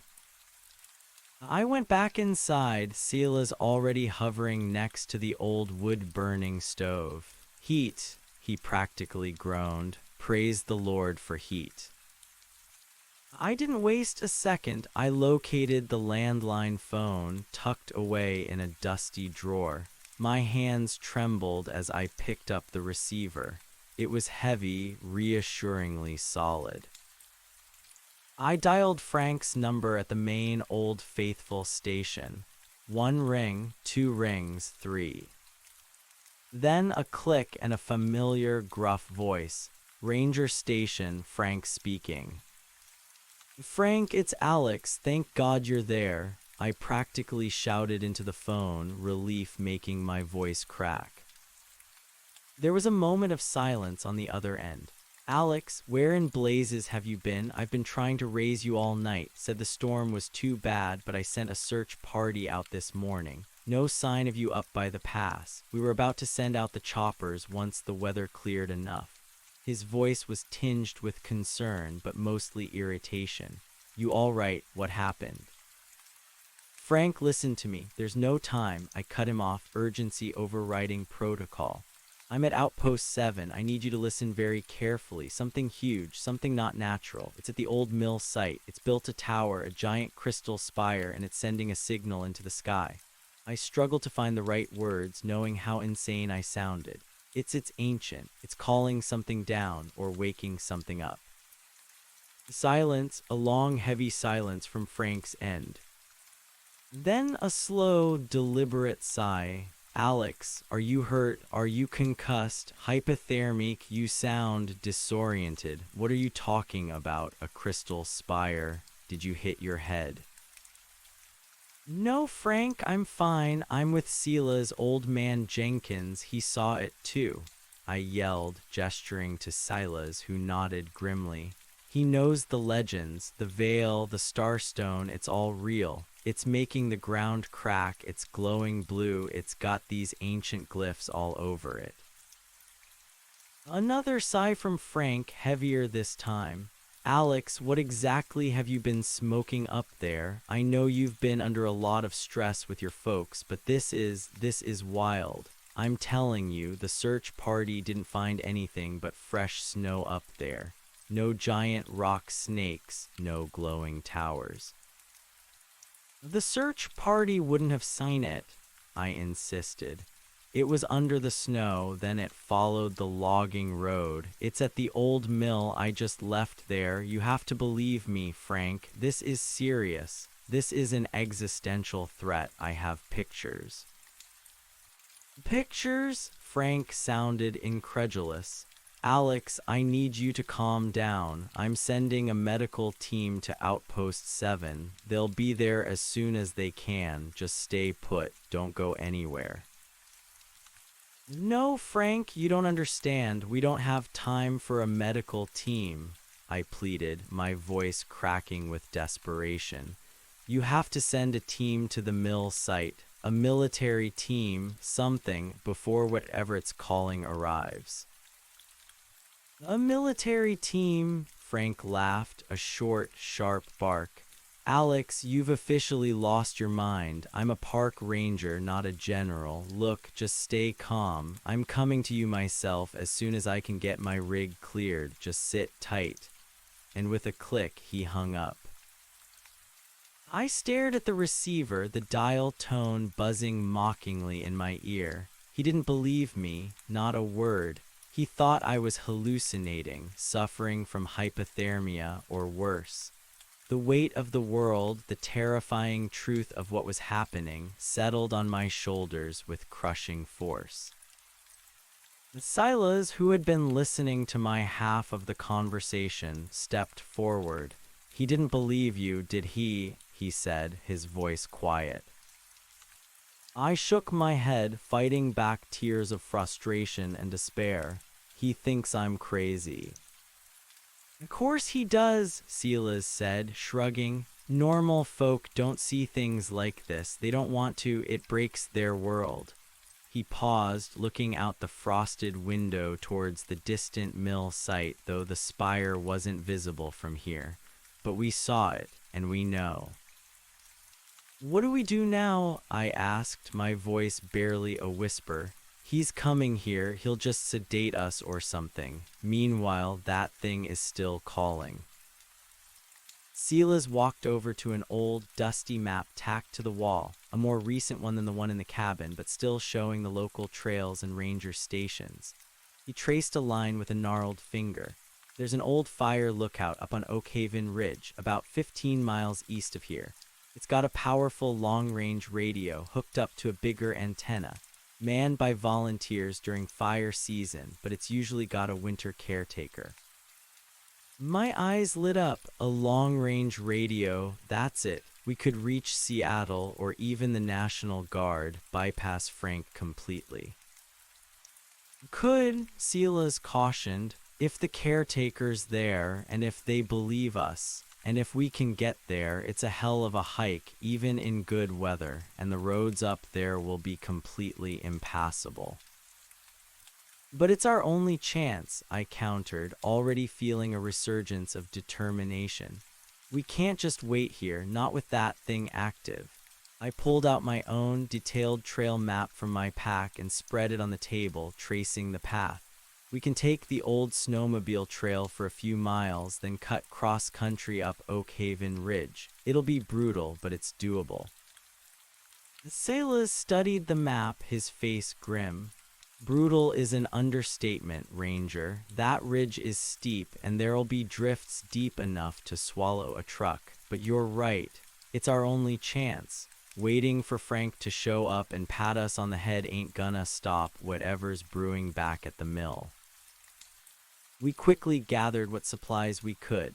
The outpost had some emergency rations, dried jerky, canned goods, a few packets of instant coffee. We found a small, portable propane stove and 2 full canisters. I grabbed a first aid kit, extra batteries for my headlamp, and a heavy-duty rope. Silas found a couple of old, rusty ice axes that would aid our climb. We drank our fill of the outpost's filtered water, knowing we'd have to melt snow on the trail. The air inside the outpost was warming, the generator humming steadily. It was tempting to stay, to wait for rescue. But the image of the glowing spire, the pulsing blue light, and the knowledge of whatever ancient terror it was summoning propelled me forward. We had to move. "Let's go," I said, slinging my pack over my shoulder. Silas nodded, a stoic resolve on his face. As we stepped back out into the bright winter morning, the cold hit us like a physical blow. The blue beam was still faintly visible above the distant ridge, a constant reminder of our mission. The hum was still there, a low, resonant thrum beneath the silent expanse of snow. We began our trek towards Oak Haven Ridge. The snowmobile trail was poorly marked and often obscured by deep drifts, making navigation difficult. We took turns breaking trail, each step a Herculean effort. Silas, despite his age, showed a surprising endurance, his years in the mountains giving him a steady, rhythmic gait. "How long do you think we have?" Silas asked after an hour of relentless trekking, his breath pluming in the frigid air. I shook my head. "I have no idea." The spire felt like it was still developing. But that flash, that roar, it felt like something activated. A signal sent. Who knows how long it takes for a response? "Or what the response will be," Silas added grimly. The thought hung heavy in the air. The star stone, the earth serpent. What kind of entities would respond to such a call? My ranger training, my scientific understanding of the world was utterly useless against this. I was navigating blind, driven only by instinct and a desperate need to protect the unsuspecting world. As we continued, I periodically pulled out my walkie-talkie, hoping to pick up a stray signal, any word from Frank. Still nothing but static, and the persistent, low thrum growing fainter as we put more distance between ourselves and the mill site. It was a relief, but also a chilling reminder that the source was still active, still humming. The terrain became increasingly rugged. The snowmobile trail eventually petered out, and we were forced to cut cross-country, climbing through dense, snow-laden forests. The old ice axes Silas had found became invaluable, helping us ascend steep, icy slopes and navigate through treacherous drifts. My muscles screamed in protest, my lungs burned, and my body felt like a lead weight. But every time I faltered, I pictured the glowing spire, the pulsing blue light, and the terrifying implications of what it represented, and I pushed on. Silas, too, was struggling. His face was pale, his breath coming in ragged gasps. We took frequent, short breaks, huddled against the trunks of massive firs, chewing on energy bars and melting snow for water with a portable stove. The silence of the deep forest, broken only by the wind and our labored breathing, was immense. After several more grueling hours, the trees began to thin, and we saw it. Oak Haven Ridge. A steep, imposing climb, but at its summit, a small, dark silhouette against the sky, the Fire Lookout Tower, our destination. "Almost there," I gasped, pointing. It looked impossibly far, impossibly high. Silas merely nodded, his eyes fixed on the tower, a grim determination etched on his face. The climb up the ridge was the hardest part yet. The snow was deep and powdery, making every step a monumental effort. We sank up to our chests in drifts, battling against the exhausting resistance. The slope was steep, requiring us to use the ice axes to gain purchase, pulling ourselves up by sheer willpower. The sun began to dip towards the western horizon, casting long, purple shadows across the pristine snow. The temperature plummeted, and the wind, unimpeded by trees, howled across the ridge, biting at our exposed skin. "We need to find shelter soon," I yelled over the wind, my voice hoarse, "before nightfall." The sailors pointed to a small rock overhang, barely visible through the swirling snow. "There, a small cave maybe. I know this ridge. Used to hunt here as a boy." We struggled towards the overhang, the last vestiges of our strength draining away. The cave was small, more of a deep recess, but it offered some respite from the wind. We crawled inside, collapsing onto the cold, hard ground, gasping for breath. "No fire," Silas said, rubbing his hands together. "Too much smoke, too visible. We don't want to draw any attention, not after that signal." He was right. We were exposed up here. Any smoke could be seen for miles. And if the signal had indeed called something down, we didn't want to be an easy target. We huddled together, sharing our meager rations, wrapping ourselves in emergency blankets. The cold was bone deep, penetrating through layers of clothing. Sleep was impossible, shattered by shivers and the constant hum that now seemed to vibrate even in the frigid air around us, a faint, almost subliminal pulse. The night was long, punctuated by the wind's mournful cries and the occasional groans from Silas as he shifted uncomfortably. I stared out at the star-dusted sky, watching for any sign, any movement, any anomaly. The blue beam from the mill was no longer visible, hidden by the ridge, but its invisible tendrils, its silent call, stretched out into the cosmos, into the unknown. Towards dawn, the cold became unbearable. We couldn't stay, we had to move. "We need to get to that tower," I whispered to Silas, my teeth chattering. "Now." He nodded, already struggling to his feet. His face was pale, drawn with exhaustion, but his eyes held a grim resolve. We resumed our climb, stumbling through the pre-dawn gloom, our bodies numb with cold and fatigue. The lookout tower seemed to recede with every step, a cruel mirage. Finally, as the first bruised light of dawn touched the eastern horizon, we reached the summit. The lookout tower stood before us, a sturdy octagonal structure perched atop a tall metal frame. It was weathered, but intact. A thin wisp of smoke curled from its chimney. "Someone's here," Silas whispered, a mix of relief and apprehension in his voice. I felt it too, relief that we weren't alone, that there might be an active radio, apprehension about how our story would be received. We approached the tower cautiously, our snowshoes crunching loudly in the pre-dawn silence. As we reached the base, a grizzled face peered out from an upper window, framed by a thick white beard. "Well, I'll be," a gruff voice called down. "Didn't expect company this early, or at all, for that matter, in this weather." He was a big man, broad-shouldered, with kind but weary eyes, the caretaker. "We need help," I called up, my voice hoarse. "It's an emergency. Park Ranger Alex Thompson. This is Silas Jenkins." The man frowned, then a flicker of concern crossed his face as he took in our disheveled, frost-bitten appearance. All right, come on up," doors unlocked. We struggled up the steep metal stairs, our muscles screaming in protest.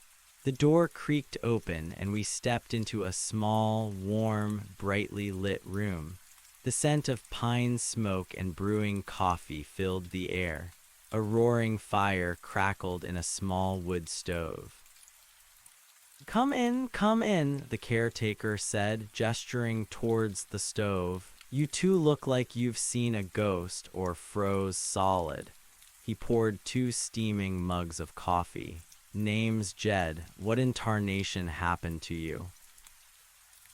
We gratefully took the coffee, savoring the warmth. Silas immediately began to thaw his hands by the stove. Jed, we've seen something, I began, my voice more stable now, fortified by the warmth and the coffee. Something unbelievable. At the old mill site, we need to use your long-range radio. We need to call for help, National Guard, maybe even the feds. Jed, who had been listening patiently, his expression unreadable, slowly sat down. He was a man of the mountains, used to strange tales and tall stories, but the look in my eyes, the sheer desperation, seemed to give him pause. All right, Ranger, he said, his voice softer now. Spit it out. What exactly did you see that's got you two looking like you wrestled a grizzly? I took a deep breath and began to tell him everything. The rockfall, the obsidian shard, the immense sliding shape, the blizzard, the cabin, the tracks to the mill, the coiled creature, the glyphs, the heat, the growing crystal spikes, the roar, the blinding flash, and finally the blue beam piercing the sky, sending its silent signal into the cosmos. I didn't hold back, not a single detail. Silas interjected occasionally, confirming details, adding his own corroborating observations. Jed listened, his expression slowly shifting from mild curiosity to deep concern, then to a stark, chilling apprehension. His eyes kept darting to the window, then back to my face. He didn't interrupt, didn't scoff, didn't accuse, he just listened. When I finished, the only sound in the lookout was the crackle of the fire and the low, steady hum of the long-range radio, a familiar, comforting sound in any other circumstance, but now a jarring echo of the cosmic vibration I had come to dread. Jed finally leaned back in his chair, taking a long sip of his coffee. He looked between Silas and me, his gaze lingering on the genuine terror still etched on our faces. You really saw all that, he said, his voice flat. It wasn't a question. I nodded, my throat tight, every terrifying bit of it. Jed turned to his radio, a large, antiquated piece of equipment with dozens of dials and switches. He adjusted a few knobs, listened intently through his headset, then pulled it off. There's something out there, he said slowly, his brow furrowed. Something's been interfering with the local frequencies all night, like a massive static burst, but with a weird rhythm to it. I thought it was just the storm or solar flares, but it's been getting stronger all morning, and the storm's long gone. He looked at us, his eyes wide. A hum, you said, a low thrum. Yes, I exclaimed, hope surging through me. That's it. It's its energy signature. Whatever it is, it radiates some kind of field. Jed stood up, a new urgency in his movements. He walked to the window, peering out towards the distant, hidden mill site. The blue light, he murmured. I saw it just before dawn, a quick flash, then a steady glow for a while. Thought it was just some atmospheric phenomenon or a chopper searchlight. He shook his head slowly. Never saw anything like it. He turned back to us, his expression grim. All right, Ranger, I believe you, or at least I believe you believe it, and I'm not taking any chances. If what you're saying is true, we got bigger problems than just a lost hiker. He walked back to the radio, adjusting more dials, flipping switches with practiced efficiency. Who do we call first? Frank at Old Faithful. No, I said quickly. He thinks I'm delusional. He's probably on his way to Outpost 7 to pick me up, expecting to find me raving. We need to go higher. federal, someone who can deploy actual resources. Feds, huh? Jed muttered, but didn't argue. All right, I got a secure line to the regional command center in Seattle, used for major wildfire emergencies. But they're gonna want more than a park ranger's frantic story about a rock snake tower. He looked at my camera. Those pictures, they still on there? Yes, I confirmed, pulling it out, clear as day. Good, Jed said, taking the camera. I'll try to patch through a digital feed. Might take a while, but it's better than nothing. He connected a cable from the camera to a port on the radio console. Jed put on his headset, adjusted a dial, and began speaking into the microphone, his voice calm, professional, but with an underlying tremor of urgency. Seattle Regional Command, this is Oak Haven Ridge Lookout, Firewatch Delta 7. Do you copy? Over. There was a moment of static, then a crisp, female voice crackled through the speakers. Delta 7, this is Seattle Command. We read you. What's your status, Jed? Bad weather up there, I hear. You all right? Status is urgent, Command, Jed replied, his gaze sweeping over Silas and me. I have Park Ranger Alex Thompson and local resident Silas Jenkins here. They've reported an extreme anomalous event at the abandoned Mullen Creek Mill site about 15 miles west of my position. We believe it to be an active, unprecedented, and potentially catastrophic situation requiring immediate federal intervention. A pause from Seattle Command. Anomalous event. Jed, can you elaborate? We're showing clear weather now and no unusual activity. We did have some atmospheric disturbance overnight, but nothing major. Command, the Ranger and Mr. Jenkins witnessed the emergence of a colossal crystalline spire from the Earth, estimated height currently unknown at the mill site. It emits a profound energy signature, causing seismic activity, and appears to be transmitting a signal into the sky. We have photographic evidence, which I am attempting to transmit now. Jed spoke with deliberate clarity, his voice betraying no hint of his own disbelief, only a stark assessment of the facts. Another pause, longer this time, then the female voice sounding colder, more cautious. Delta 7, are you reporting an extraterrestrial contact event or a classified geological phenomenon? Please clarify your terminology. This is highly unusual.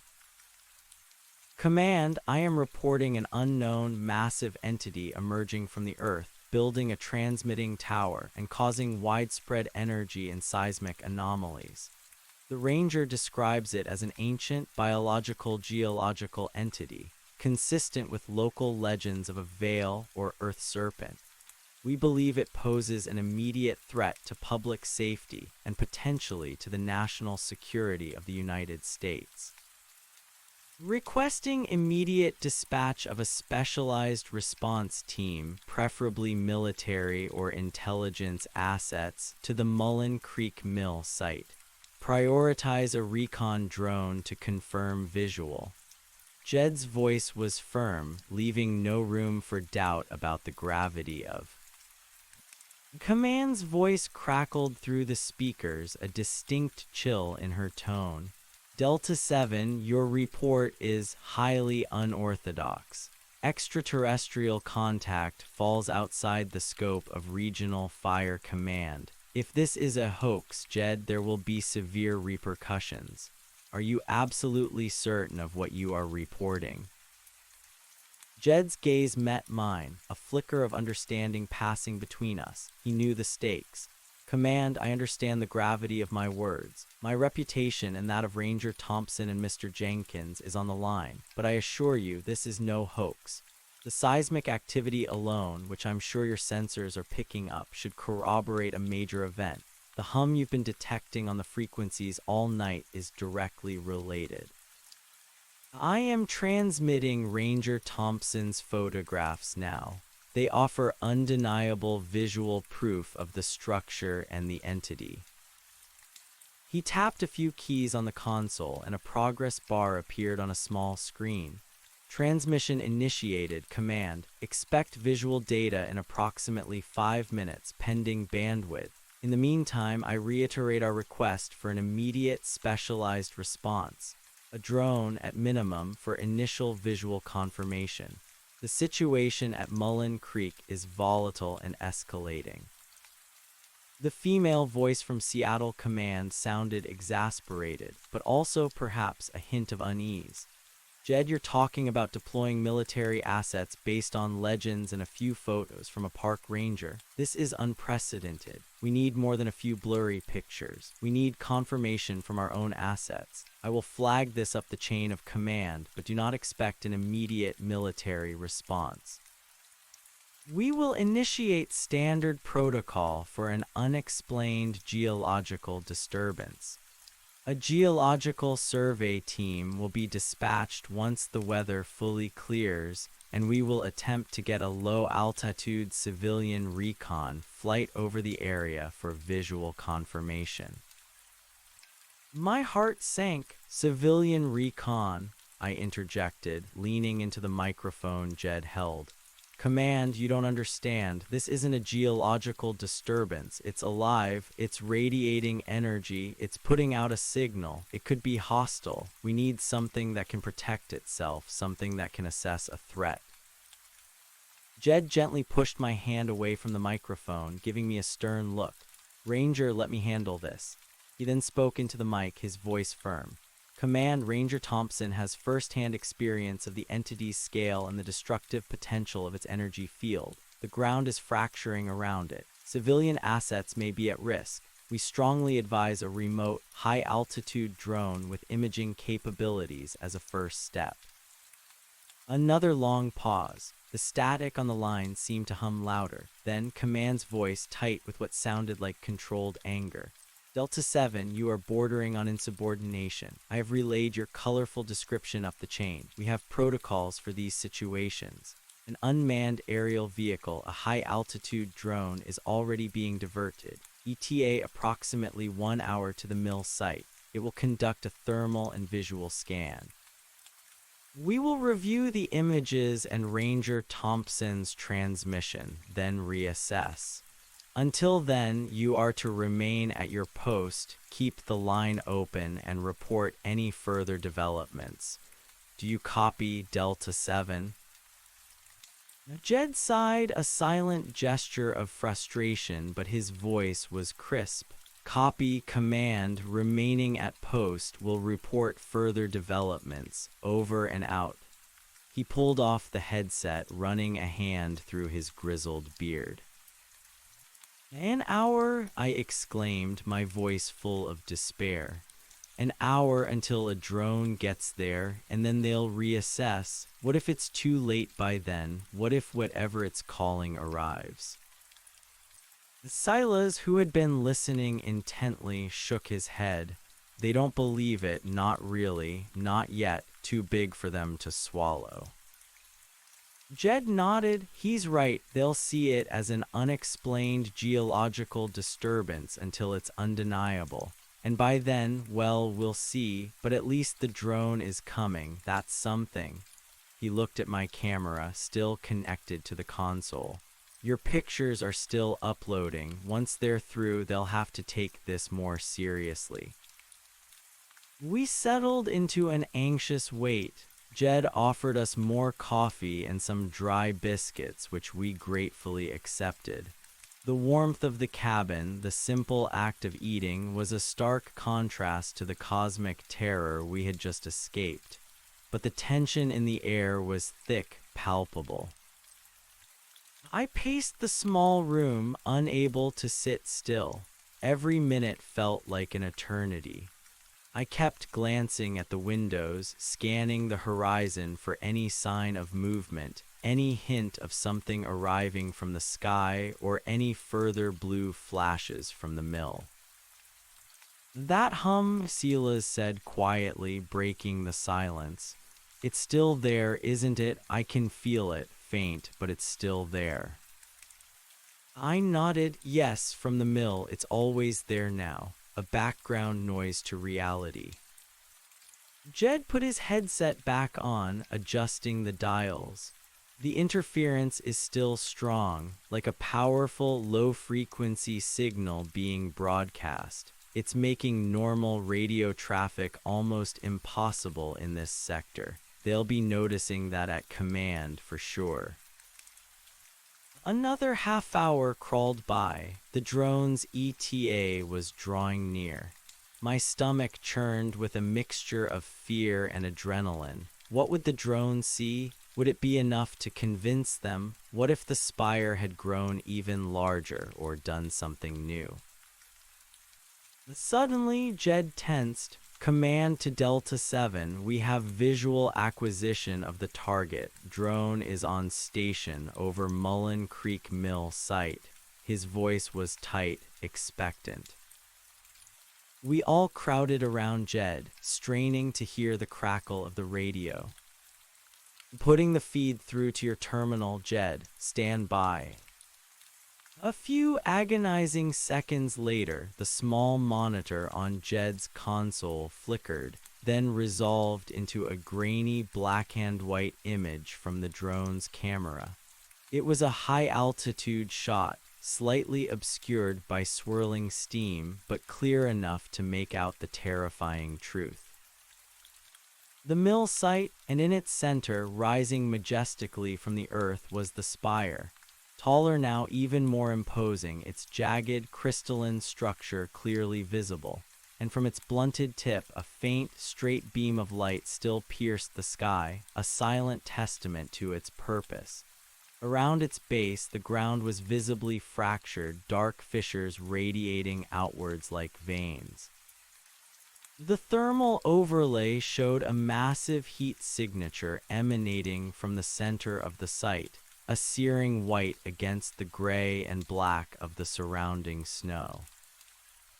Silence in the lookout. The only sound was the whir of the radio and our collective, ragged breathing.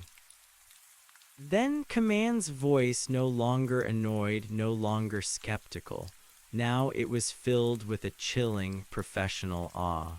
My God, Delta 7, confirm visual. Is that what you described? Jed stared at the screen, his own face pale. Confirmed, Command. That's the spire. That's the entity's manifestation. We're getting significant seismic readings now, Jed, Command said, her voice strained. A constant, low-level tremor emanating from that site, and the energy signature, it's off the charts. We're detecting an unknown, powerful electromagnetic field blanketing the entire area. I could hear the fear in her voice now, the dawning realization of the impossible.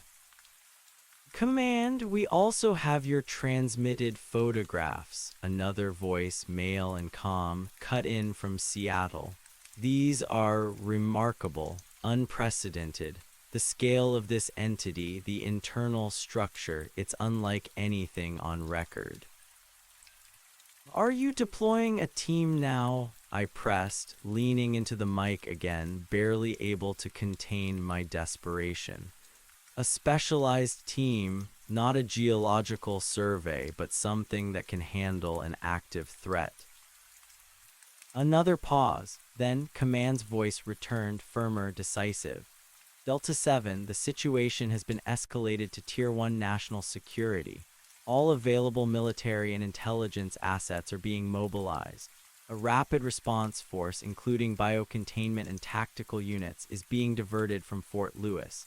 ETA for initial ground teams at Mullen Creek Mill site is approximately 6 hours, contingent on road conditions. Air support, including advanced recon and potentially armed assets, will be on station within 3 hours, weather permitting. A wave of relief so potent it almost buckled my knees washed over me. They believed us. Help was coming. Delta 7, you are to maintain position, observe, and report. Do not, under any circumstances, approach the mill site. You are the forward observation post. We will establish secure comms with you as soon as possible. Understood. Understood, command, Jed responded, his voice steady. One more thing, Delta 7, command added, her voice dropping to a low, grim tone. The nature of the signal being broadcast from that spire, we're analyzing it now. Initial readings suggest a highly complex multiband frequency directed outwards into deep space. We have no definitive interpretation yet, but be advised, the implications are enormous. Keep your eyes on the sky, Jed, and report any unusual aerial activity. Over and out. Jed pulled off his headset, his face stark. Deep space, he repeated, almost to himself. He looked at us, his eyes wide. They believed us. They're sending the military. Deep space, Silas whispered, a shiver running through him. The starstone, the earth serpent that swallows the stars. My grandfather, he always said the legends had a kernel of truth. The relief I felt was tempered by a new, chilling dread. The spire was a beacon, and it was calling to something out there in the vast, cold emptiness of space. What would answer? All right, Jed said, his voice regaining some of its usual gruffness, but with a new edge of gravity. We've done our part, now we wait, and we watch. He gestured to the drone feed, still showing the impossible spire dominating the mill site. We are the eyes and ears for command. They'll be wanting continuous updates. We settled into a tense vigil. The hours crawled by. Jed kept the radio open, occasionally relaying observations to Seattle. The drone maintained its high-altitude orbit, providing a constant stream of images. The spire remained active, its blue light pulsing faintly, the beam of energy still reaching into the sky. The hum, though distant, was a constant thrum beneath our feet, a vibration that had become part of the world. As the sun climbed higher, breaking through the last remnants of cloud cover, the landscape around the mill site, as seen through the drone's camera, became clearer.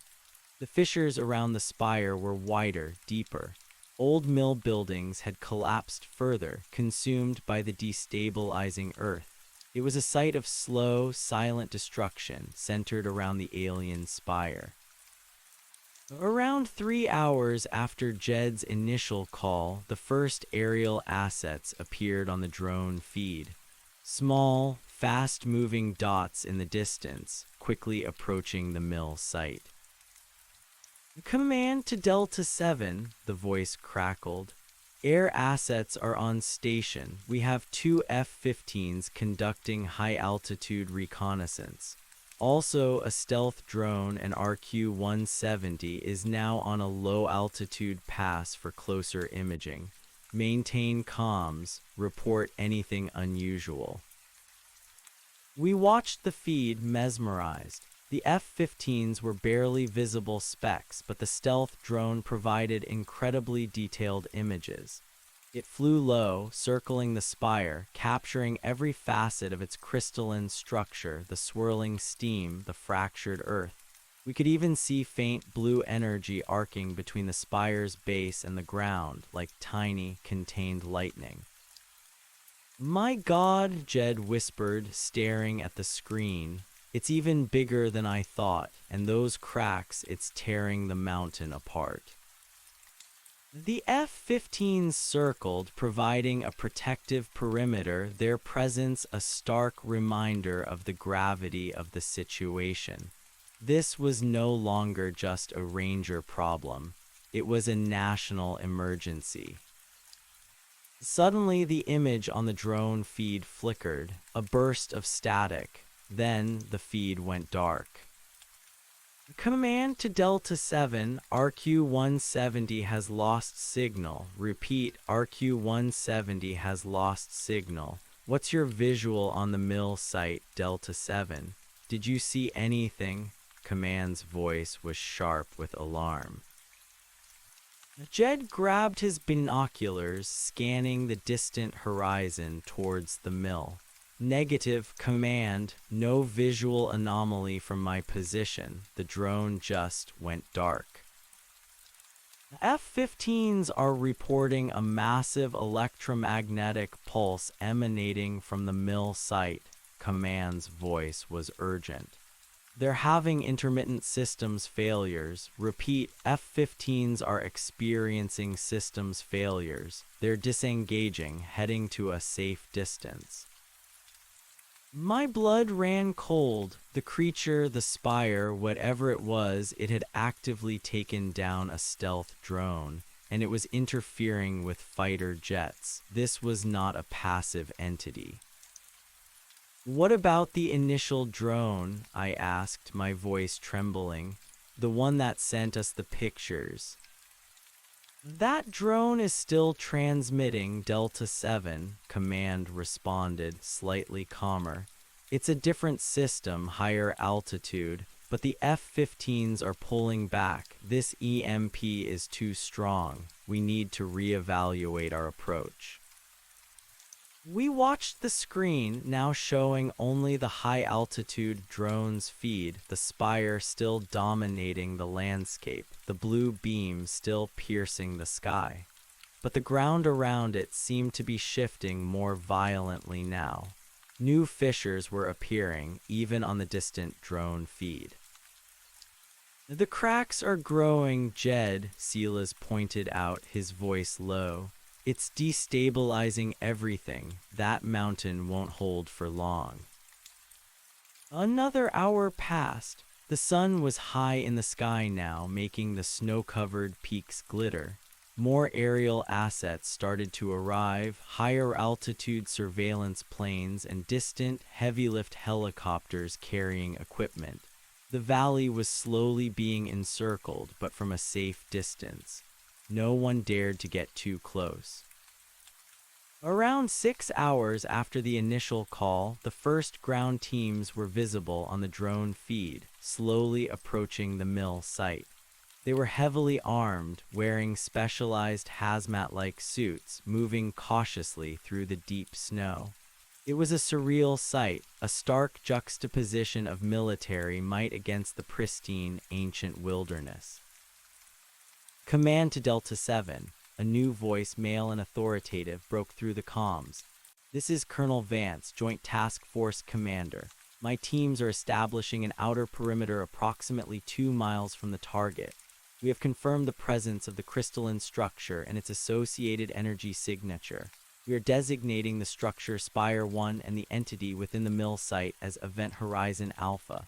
You are still our primary observation post. Report anything you see or hear. Understood, Colonel, Jed replied, sounding relieved to be speaking to someone clearly in charge. The drone feed showed teams deploying scientific equipment, setting up sensor arrays, and even what looked like small, remote-controlled robots near the perimeter. They were gathering data, preparing for what seemed like an inevitable, dangerous approach. Colonel, this is Ranger Thompson, I said, taking the mic from Jed.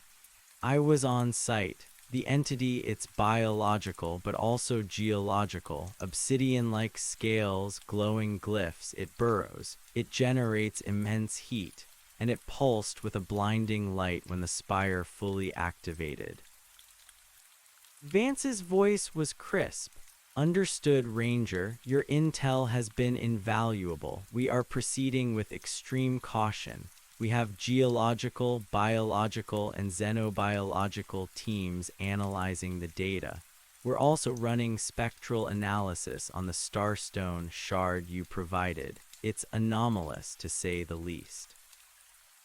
Any word on what the signal is? I asked, my heart pounding. Or if anything is responding. A brief pause. Ranger, we're still analyzing the signal. It's incredibly complex, almost a fractal pattern. We have no definitive answer yet. As for responses, that's a concern we're actively monitoring. Our space assets are on high alert. We've established a low-orbit radar picket for any incoming anomalies.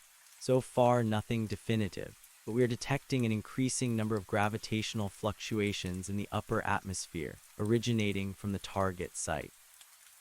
It's creating a localized warping effect. Gravitational fluctuations, warping effect. My mind struggled to comprehend. This was beyond anything I had ever imagined. As the day progressed, the military presence grew. Helicopters, utility vehicles, and more specialized personnel began to arrive, setting up a complex staging area miles away from the mill. The lookout, our small, isolated haven, became a vital nerve center, feeding real-time data to a massive, coordinated response. Jed remained glued to his radio, relaying information, monitoring frequencies. Silas and I mostly watched the drone feed, pointing out details, offering our first-hand accounts. The awe and terror had begun to settle into a cold, grim determination. We had done what we could. Now it was up to them.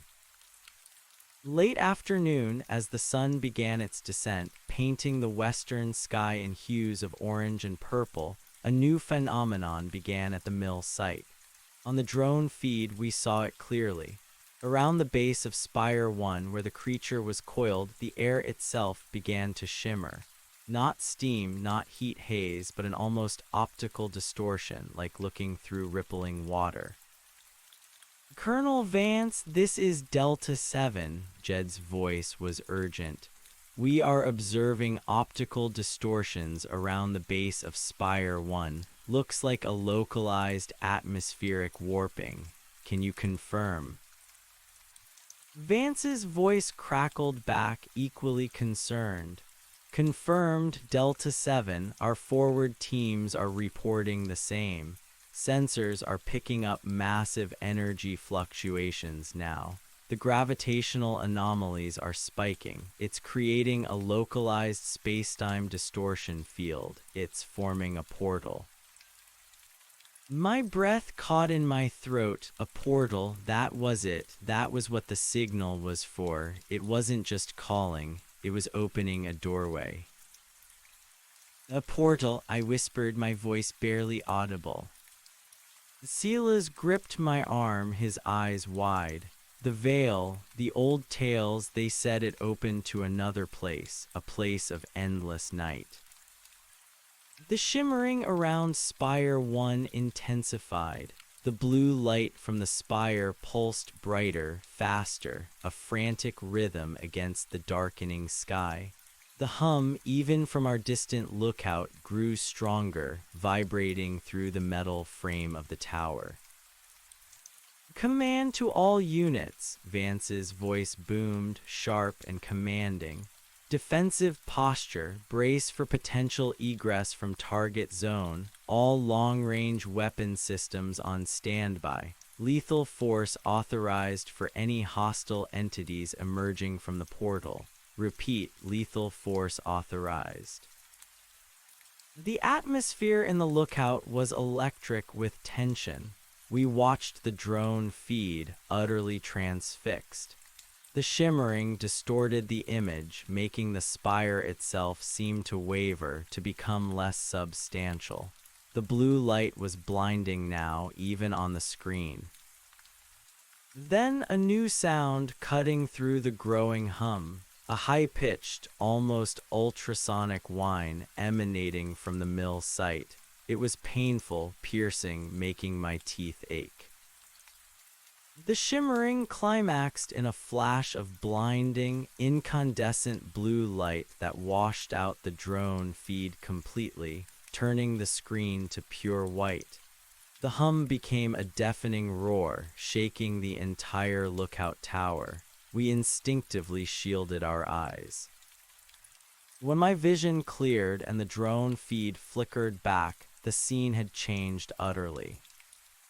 The shimmering was gone, but in its place at the base of Spire 1, where the creature had been coiled, was a swirling vortex of deep, inky blackness. It wasn't a shadow, it was a hole.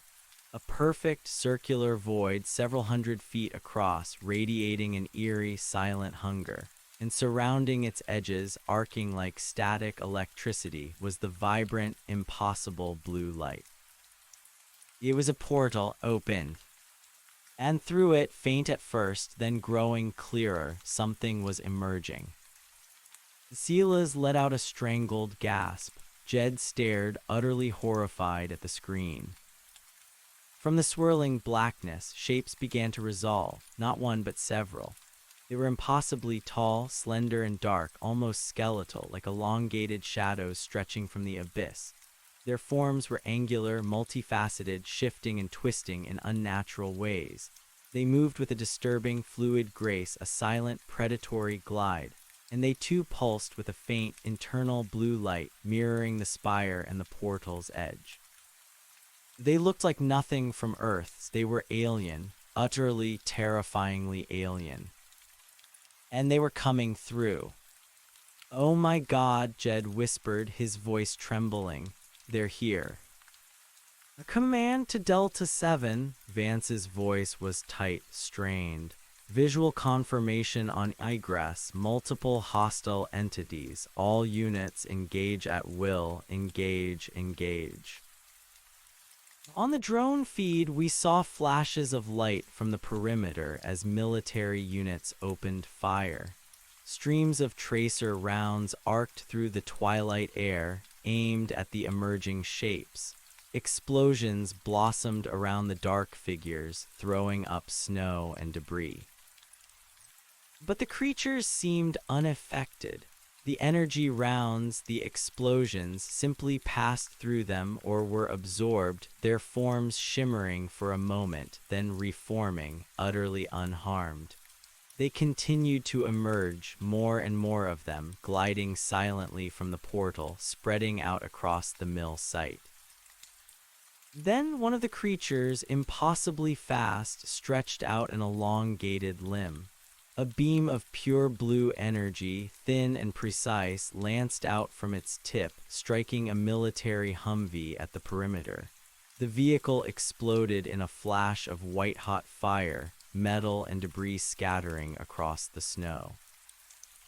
Another beam, another explosion. The screams of soldiers, distant and muffled, reached us even through the comms. The military, armed with conventional weapons, was utterly outmatched.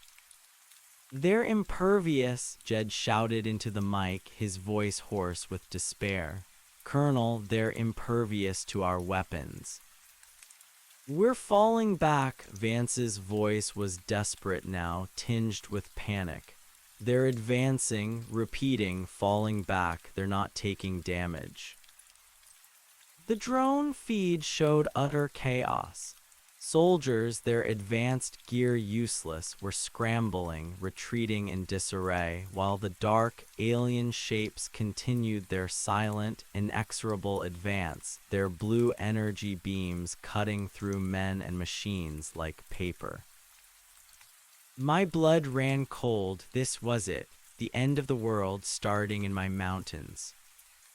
"We need to do something," I yelled, grabbing Jed's arm. "We can't just watch. What about the spire? It's the source. Can we target the spire?" Jed shook his head, his face ashen. "The spire is surrounded by their energy field. Nothing can get close enough, and they're coming through too fast. There's too many of them." Silas was breathing heavily, his eyes fixed on the screen, a look of profound, ancient terror on his face. "The Earth Serpent, it opens the way, and they come through, the old tales they always warned, never disturb the veil." Suddenly, the drone feed flickered again, not static this time, but a deliberate, systematic disruption. The blue energy flared from the spire, creating a powerful, directed pulse. "A command to Delta 7, we're losing the drone. Repeat, losing the drone," Vance's voice screamed through the comms. "The entities are attacking our aerial assets. They're targeting the drone." A final burst of static, then the drone feed went dark. Complete silence from the mill site, save for the faint, impossible hum that still vibrated through the earth. We were blind and alone. Delta 7, do you copy? Delta 7, Vance's voice was frantic. We've lost visual. We're falling back to the secondary perimeter. Delta 7, respond. Jed grabbed the mic, his hand shaking. Colonel, we lost the drone. They took it down. No visual from my position. The hum is still active. The portal is still open. A moment of silence from Vance's end. Then his voice, grim and resolute. Understood, Delta 7. We are establishing a new defensive line, preparing for a full-scale incursion. Stand by for further orders. Be aware, Delta 7, you may be our only remaining eyes in that sector. Do not compromise your position. Over. Jed stared at the darkened screen, then at me, then at Silas. The horror in his eyes was mirrored in ours. The battle had begun, and humanity was losing.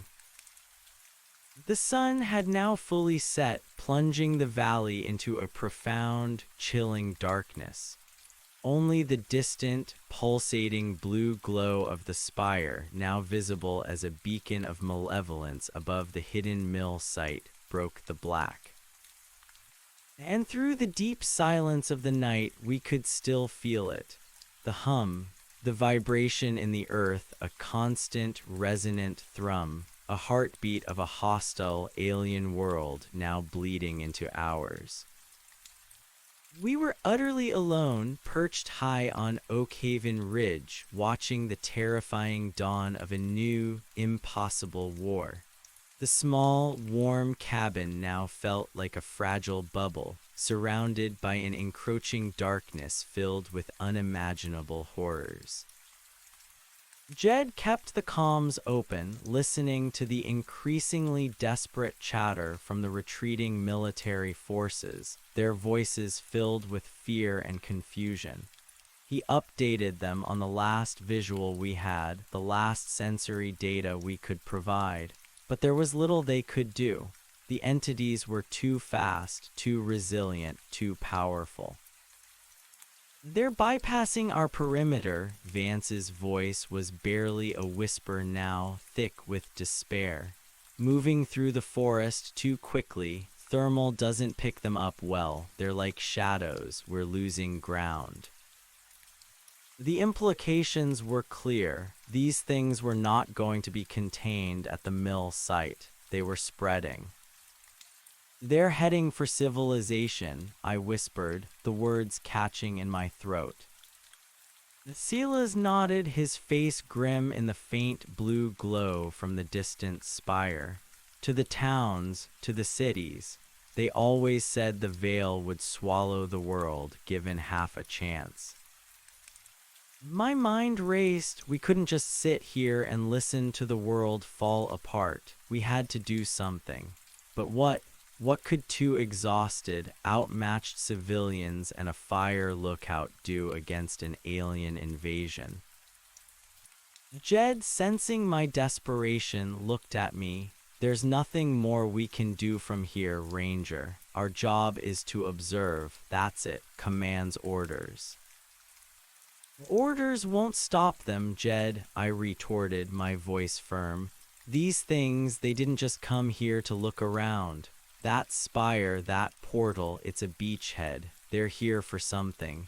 And if we don't stop them, it'll be too late for everyone. But how? Silas asked, his voice cracking.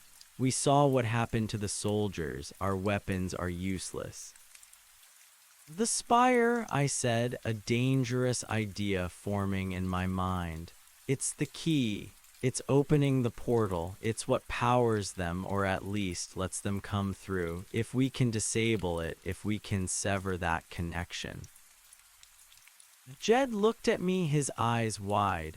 Are you crazy, Ranger? Go back to the mill. It's swarming with those things, and the military can't even hold a perimeter, let alone attack the source.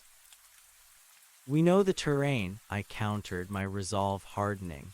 We know the logging roads, the trails. We know how to move unseen in these mountains. The military, they're too obvious, too big. We're small, we're fast, and we know what it looks like up close. We've seen the glyphs, the energy. I pulled out the obsidian shard again, holding it up. This reacted to it. Maybe it's not a weapon, maybe it's a key or a disruptor. Silas stared at the shard, then at the distant, pulsing blue light of the spire. A flicker of an old memory seemed to cross his face. "Starstone," he murmured. "The legends said the Starstone was both the awakening and the undoing."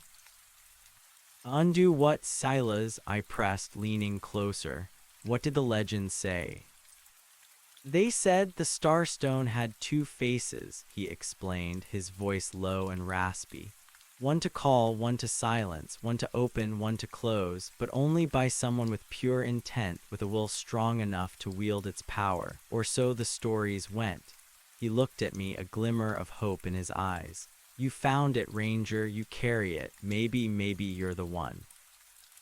The idea was wild, reckless, suicidal. But what other choice did we have? Sit here and watch the world burn. "If the shard is a disruptor, if it has a silencing face," I said, my mind racing, "then we have to try. We have to get to the spire. We have to get close enough to use it, or at least understand how it works." Jed slammed his fist on the console. "This is madness, Ranger. They'll shred you out there. And if you get caught, if they learn anything from you, it could compromise everything." "What everything, Jed?" I challenged, my voice rising. "Everything is already compromised. We're losing. If there's even a 1% chance this shard can do something, we have to take it. It's better than doing nothing." Jed stared at me, then at Silas, who nodded slowly, his eyes filled with a grim, unwavering determination. Jed ran a hand over his face, a deep sigh escaping his lips. "All right," he said, his voice quiet. "All right, but if you're going, you're not going blind. I'll keep the comms open. I'll try to get you their tactical overlays, their positions, their retreat routes. And I'll try to give you early warning. But once you're in their zone, you're on your own. No rescue. You understand?" "Understood, Jed," I said, my voice firm. A surge of fierce resolve filled me, pushing back the fear. "And if you're going, you need more than that shard," Jed continued, already moving. He opened a small armory cabinet. "We have some flares, some flashbangs, not much, but might buy you a second or two if you need to escape. And this." He pulled out a worn but functional hunting rifle. "It won't stop them, not if they're impervious, but it might scare off any mutated wildlife they kick up or a desperate human. Safety first, Ranger." I took the rifle, its weight familiar in my hands. It was a small comfort, a symbol of human resistance against the impossible. Silas was already gathering his pack, his eyes gleaming with a renewed purpose. "I'm coming with you, Ranger," he said, his voice firm. "I know these mountains better than anyone, and I know the old ways. The veil has awakened, and the old ways say the ones who wake it must be the ones to put it back to sleep or die trying." I looked at him, then at Jed. We were a small, unlikely team, a park ranger, an old mountain man, and a fire lookout. Our world was crumbling, swallowed by ancient legends and alien invaders, but we were not giving up. "Jed, keep feeding us intel," I said, shouldering my pack, checking the rifle's action. "Tell us the best way to approach the mill, where their perimeter is weakest, where the entities are least concentrated. Give us a chance."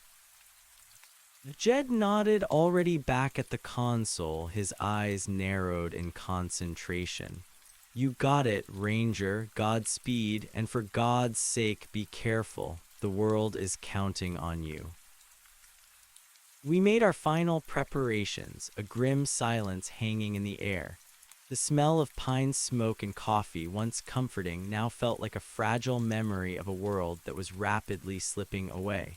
The blue glow of the spire pulsed on the distant horizon, a hypnotic, malevolent beacon.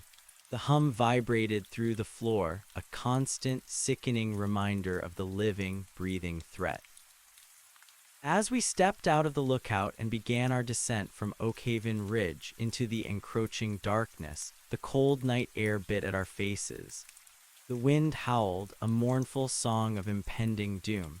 Below us in the distance, the Mullen Creek Valley was now a zone of utter chaos, illuminated by sporadic flashes of blue energy and the distant, dull glow of burning vehicles. The faint sounds of battle, muted by distance, carried on the wind, shouts, explosions, and that piercing, unearthly whine. We were going back into the heart of the storm, back to the mill, back to the portal, back to face the impossible. And with nothing but an ancient shard, a hunting rifle, and the desperate hope that one small, impossible legend might just be true. Our journey down the ridge was faster, propelled by a desperate urgency. We moved as quickly as we dared, navigating the steep, snow-covered slopes, our headlamps cutting tunnels of light through the swirling darkness. Jed's voice, calm and steady, crackled in my earpiece, relaying coordinates, warning us of retreating military patrols, pointing out less traveled ravines and ridges. Delta 7 to Ranger Thompson, Jed's voice came through, his tone strained. Be advised, the entities are moving with incredible speed. We're tracking multiple egress. Delta 7 to Ranger Thompson, Jed's voice came through, his tone strained. Be advised, the entities are moving with incredible speed.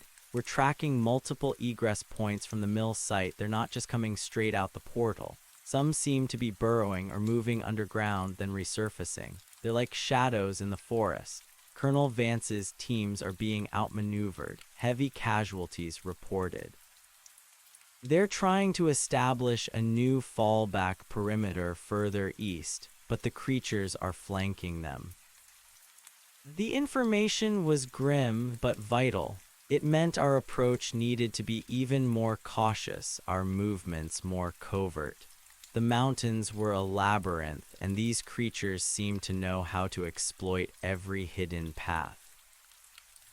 Understood, Jed, I responded, my breath fogging in the cold night air. Keep us updated on their movements. We're taking the old game trail down from Widowmaker's Peak, then cutting through the North Fork Gorge. It should keep us out of sight of the main battle, at least for a while. Silas, who was leading the way with a surprising agility for his age, nodded. His weathered face was grim, but his eyes, though heavy with fatigue, held a fierce spark. He moved with a practiced grace, his snowshoes barely disturbing the fresh powder. My own movements felt clumsy in comparison, every step a conscious effort against the deep snow and the crushing weight of my pack. The descent was treacherous. The narrow game trail was slick with ice in places, covered by wind-scoured snow that hid hidden roots and rocks. We used our ice axes as probes, testing the ground before each step. The light from our headlamps created ghostly shadows, making the familiar forest seem alien and hostile. As we dropped lower, the sounds of the distant battle grew clearer.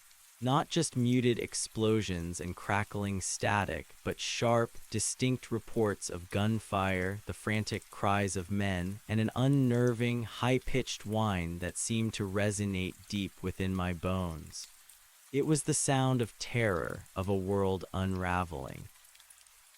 They're losing, Silas stated flatly, without needing to hear Jed's updates. He'd lived too long in these mountains, heard too many cries of desperation to mistake the sounds. My stomach clenched. Losing meant more than just a battle. It meant a species facing extinction. It meant everything I knew, everything humanity had built was on the precipice, and we were two tiny figures armed with little more than desperate hope against an overwhelming, incomprehensible foe. "How do they move so fast?" I muttered, watching Sela's navigate a particularly steep section. Jed said they're like shadows. "They ain't bound by the same rules, Ranger," Silas replied, not looking back. "They're from another place. The veil, it don't just open a door, it brings a piece of that other place with it. Gravity, light, even time might be different for them. That's why our bullets don't work. They ain't really here, not like we are." His words, steeped in old lore, sent a fresh wave of dread through me. If they weren't truly here, how could we stop them? How could we even touch them? We pressed on, fueled by a grim determination. The cold was relentless, biting through our layers. We dared not stop for a break, not with the sounds of battle growing closer. Jed's voice continued to crackle in my ear, a lifeline to a desperate command trying to make sense of the chaos. "Delta 7 to Ranger Thompson," Jed said, his voice now laced with exhaustion. "Colonel Vance reports significant breakthroughs in their defensive line. They're forming pockets of resistance, but they're being isolated. The creatures they're moving towards the logging towns further south. Mullen Falls, Clearwater, they're in danger." Mullen Falls, that was where my sister lived with her husband and kids. My heart seized in my chest. "Jed, can you tell me if there's been any civilian evacuation in Mullen Falls?" A pause filled with static and the distant cries of battle. "Negative, Ranger. No official evacuation order. It all happened too fast. They're still trying to secure the area, but it's not looking good. Command is prioritizing asset extraction from the mill site now, saving what they can." My resolve hardened, tinged with a furious desperation. My family, my home, these things would not have them. "We're almost to the North Fork Gorge," I said, my voice tight. "What's the situation at the mill site itself? Are there still entities coming through the portal?" "Affirmative, Ranger. Constant egress. The spire is still pulsing brightly. The portal, it's growing, according to seismic data. The ground around the mill is completely unstable. We're getting reports of fresh collapses, sinkholes opening up. It's tearing itself apart." We reached the lip of the North Fork Gorge. It was a steep, narrow cut in the earth, barely wide enough for the frozen river at its bottom. Dense firs clung to its icy slopes, their branches heavy with snow. It was a perilous route, but it offered cover, leading almost directly to the mill site. "We'll be out of comms for a bit in the gorge, Jed," I warned. "Too deep. We'll surface near the old beaver dam, maybe a mile from the mill. Keep watching." "Understood, Ranger. Godspeed and stay safe." His voice faded as we descended into the maw of the gorge. The descent into the gorge was a nightmare. The ice was treacherous, hidden beneath soft snow. We used the old ice axes, digging them into the frozen earth and roots for handholds, sliding down precarious sections, relying on our ropes to rappel where it was too steep. The darkness was absolute, our headlamps dancing wildly, revealing jagged ice formations and bottomless shadows. The temperature plummeted further in the gorge, the air heavy and still. The sounds of the battle above us grew faint, then vanished, replaced by the rush of an unseen, unfrozen section of the river somewhere below. The silence was profound, broken only by our labored breathing and the crunch of our boots on the frozen riverbed. But even in the silence, I could feel it. The hum, it was no longer distant.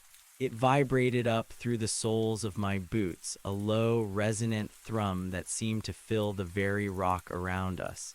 It was a physical sensation, a pressure in my chest, a dull ache behind my eyes. The closer we got, the stronger it became. "It's close," Selas whispered, his voice raspy. He gripped his ice axe tighter, scanning the unseen banks of the gorge. "Too close. We need to be careful. They might be using these tunnels too." My hand instinctively went to the hunting rifle, slung across my back. The cold metal against my gloved hand was a small comfort, but I knew deep down it wouldn't matter against what awaited us. Only the obsidian shard, tucked securely into an inner pocket, offered any real hope. We moved in a tense, creeping silence, following the frozen riverbed. The gorge twisted and turned, each bend a potential ambush. My senses were on high alert, every shadow a phantom menace, every whisper of wind a lurking threat. Suddenly, Silas stopped dead. He raised a hand, signaling me to halt. I froze, my heart pounding. "What is it?" I whispered, my voice barely audible. Silas pointed to a dark recess in the rock face ahead, just above the river level. "Footprints," he hissed. "Not ours and not animal, too long, too deep, and they glow." I peered closer. In the faint beam of my headlamp, I could just make out faint, iridescent blue marks on the frozen mud and snow within the recess. They were elongated, multi-toed, and pulsed with a barely perceptible internal light. The footprints of the entities. They were here, in the gorge. We crouched low, pressing ourselves against the icy rock face. The hum intensified, throbbing with an almost painful rhythm. The air grew colder, an unnatural chill that seemed to suck the warmth from my body. Then we heard it, a soft, scraping sound echoing from deeper within the gorge, coming our way. And then the low, high-pitched whine that I now associated with abject terror. "They're coming," Selas breathed, his voice tight. "Two of 'em, maybe three, moving slow." Panic threatened to overwhelm me. We were trapped, no cover, no escape. The gorge was a death trap. "Flares," I whispered, reaching for my pack. Selas shook his head. "Too much light, they'll pinpoint us. We hide, we wait." We pressed ourselves against the rock, trying to melt into the shadows. My hand tightened around the rifle, though I knew it was useless. This was not a fair fight. This was not a fight at all. It was a hunt, and we were the prey. The scraping sounds grew louder, closer. The whine became a piercing shriek that vibrated in my skull, and then, from around the next bend, they appeared. Two of them, tall, impossibly slender, their bodies a shifting, angular darkness that absorbed the meager light of my headlamp. They moved with a disturbing, fluid grace, their elongated limbs seeming to unfold and refold with each silent step. Their forms pulsed with that faint, internal blue light like cold, hungry stars. They were grotesque and beautiful, terrifyingly alien, and they were less than 20 feet away. My heart hammered against my ribs, a frantic drum against the hum that filled the gorge. My breath caught in my throat. I squeezed my eyes shut for a second, then forced them open, forcing myself to look, to remember. One of them paused, its head tilting slightly, as if listening. It had no discernible face, just a smooth, dark surface that occasionally shimmered, revealing hints of impossible geometry beneath. It seemed to be looking directly at our hiding place.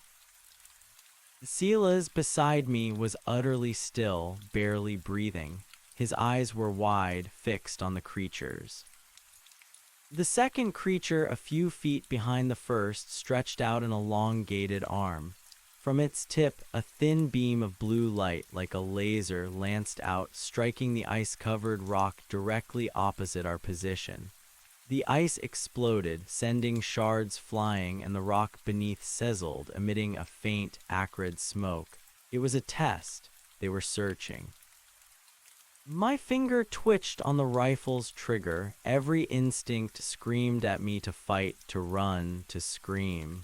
But Silas's teaching, his quiet strength, held me in place. They couldn't see us, not yet. We were shadows in their shadows.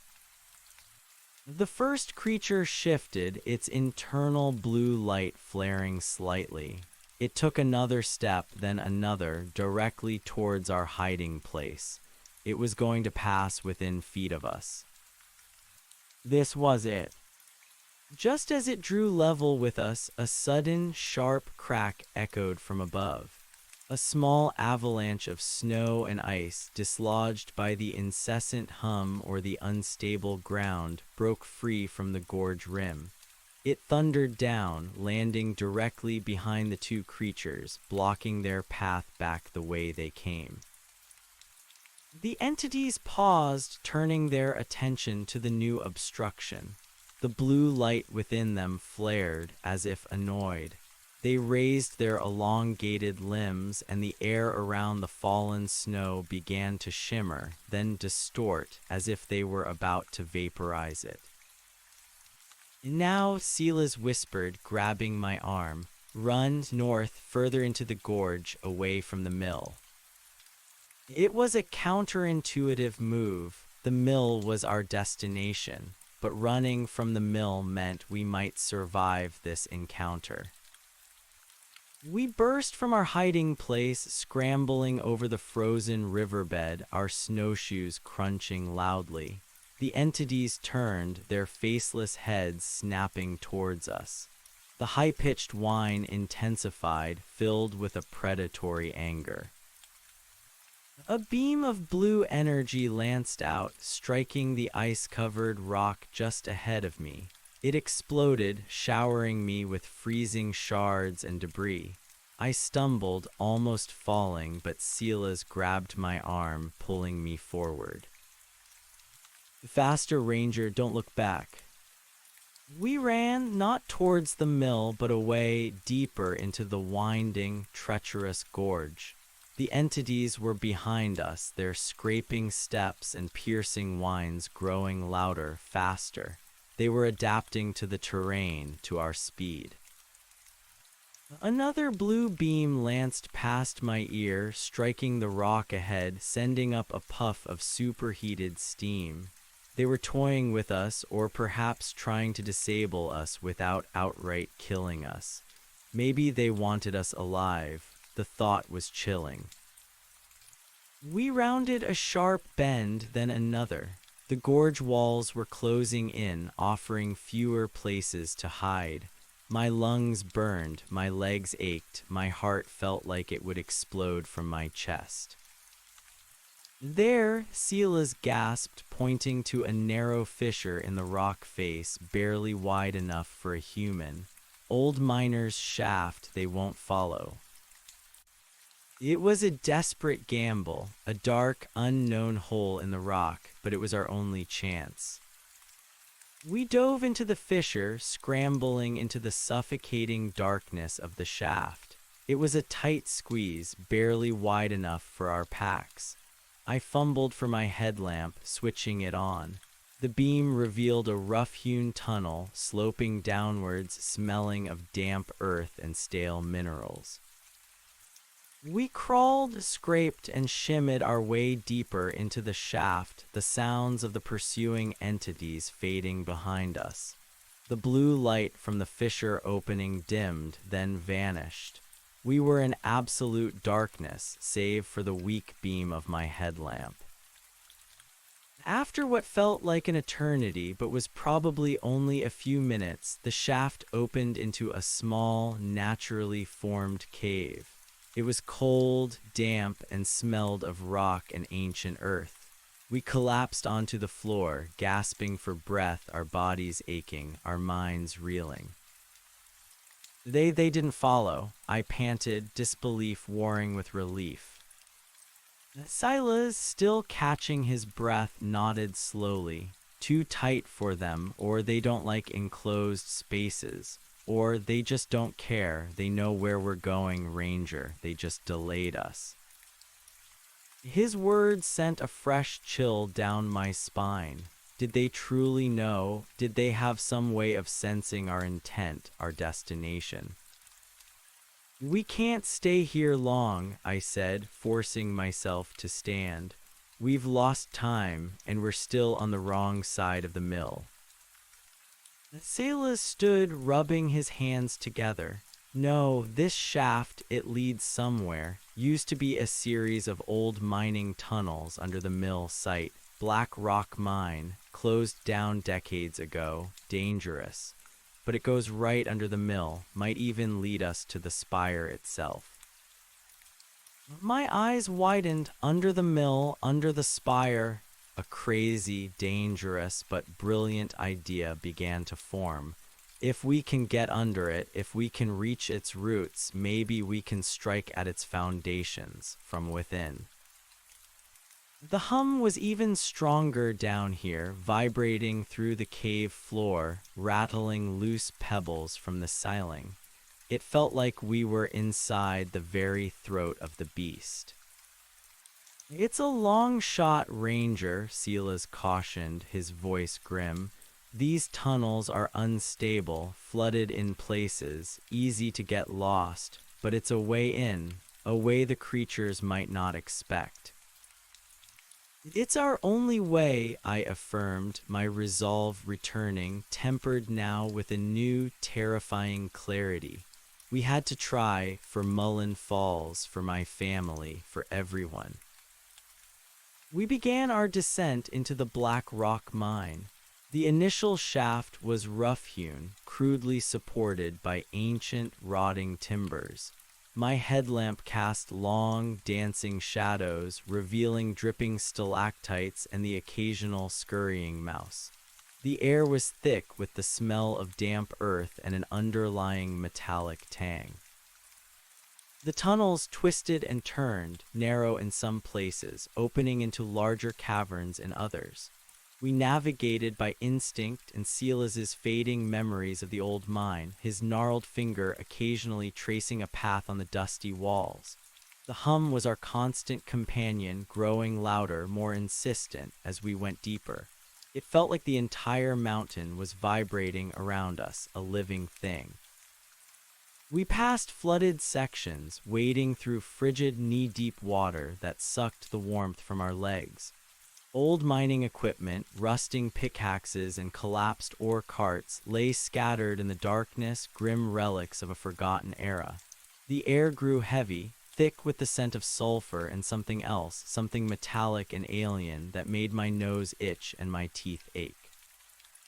This way, Silas whispered, pointing to a narrow, sloping passage, used to lead to the deepest part of the mine where they hit the black rock, the obsidian veins.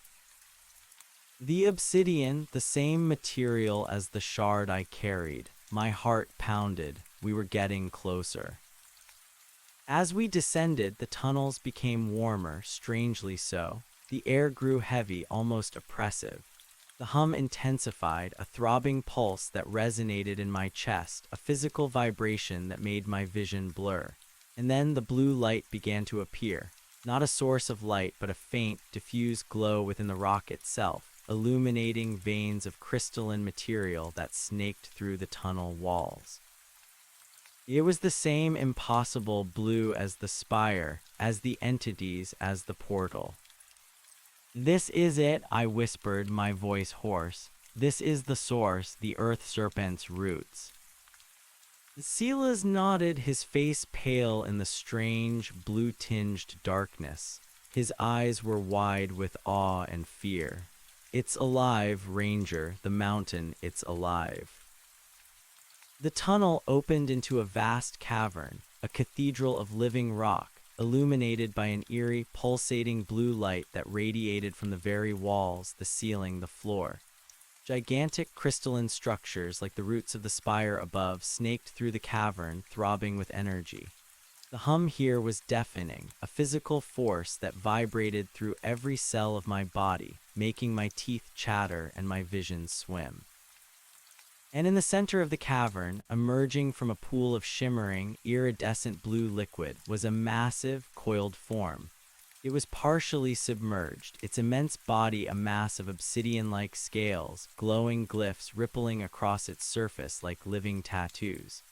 Its head, partially obscured by the liquid, was a blunt, powerful shape, its eyes, if they were eyes, twin pools of swirling blue light. It was the earth serpent, the creature from the core, and it was even more terrifying, more majestic, more utterly alien than I had imagined. It was actively pulling energy from the earth, from the rock around it, from the very air. Streams of blue light converged on its coiled form, feeding it, sustaining it, and from its back, rising towards the unseen surface far above, was the base of Spire 1. It wasn't a separate structure. It was an extension of the creature itself, a massive, crystalline antenna. My God, I breathed, utterly overwhelmed by the sight. This was beyond anything I had ever conceived. Silas, standing beside me, looked like a man who had stared into the heart of his darkest nightmares. His lips moved, forming words I couldn't hear over the thunderous hum. I realized with a jolt that my walkie-talkie, which had been silent for some time, was now emitting a high-pitched shriek of static, completely overwhelmed by the energy field. We were truly alone now. I pulled out the obsidian shard. In this cavern, bathed in the spire's blue light, the shard began to glow faintly, mirroring the light around us, but with a different intensity, a slightly colder, purer hue. It felt alive in my hand, humming with a distinct vibration that cut through the oppressive thrum of the cavern. "The shard," I yelled, trying to make myself heard over the roar of the hum. "It's reacting. Is this what the legends meant, the undoing?" Silas, his face illuminated by the shard's glow, pointed to a section of the coiled creature, closer to us, where the obsidian scales seemed thinner, more translucent. There, its heart, or its core, the legends, they spoke of the deep heart, where the true veil is thin. Only there can it be touched. Only there can the starstone sing its true song. It was a suicidal plan to approach the living heart of this cosmic entity armed with nothing but a fragment of its own being, but there was no other choice. I took a deep breath, trying to steady my trembling hands. This was it. Everything hinged on this. "Stay here, Silas," I yelled, my voice cracking but firm. "I'm going in." Silas grabbed my arm. "No, Ranger, we go together. The old ways, they speak of balance, two souls of the earth to face the serpent." I hesitated, then nodded. He was right. We had come this far together. We began to move cautiously across the cavern floor towards the immense, coiled form of the earth serpent. The ground beneath our feet was slick with the iridescent blue liquid, and the crystalline formations jutted out like razor-sharp teeth.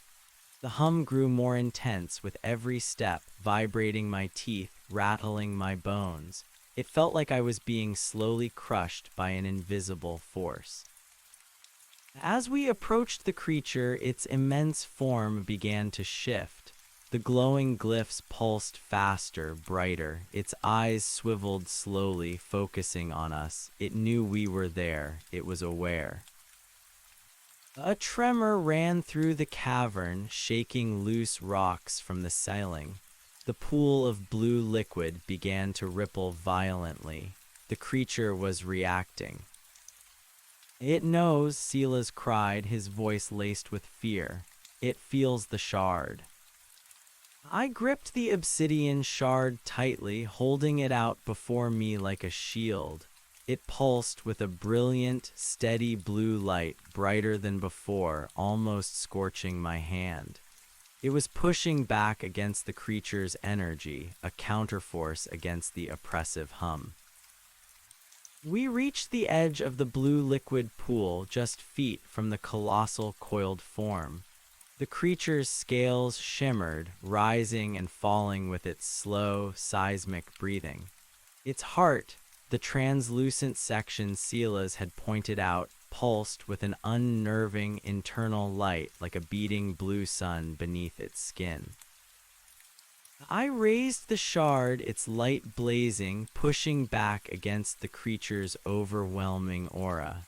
The hum here was unbearable, a physical assault. It felt like my eardrums would burst.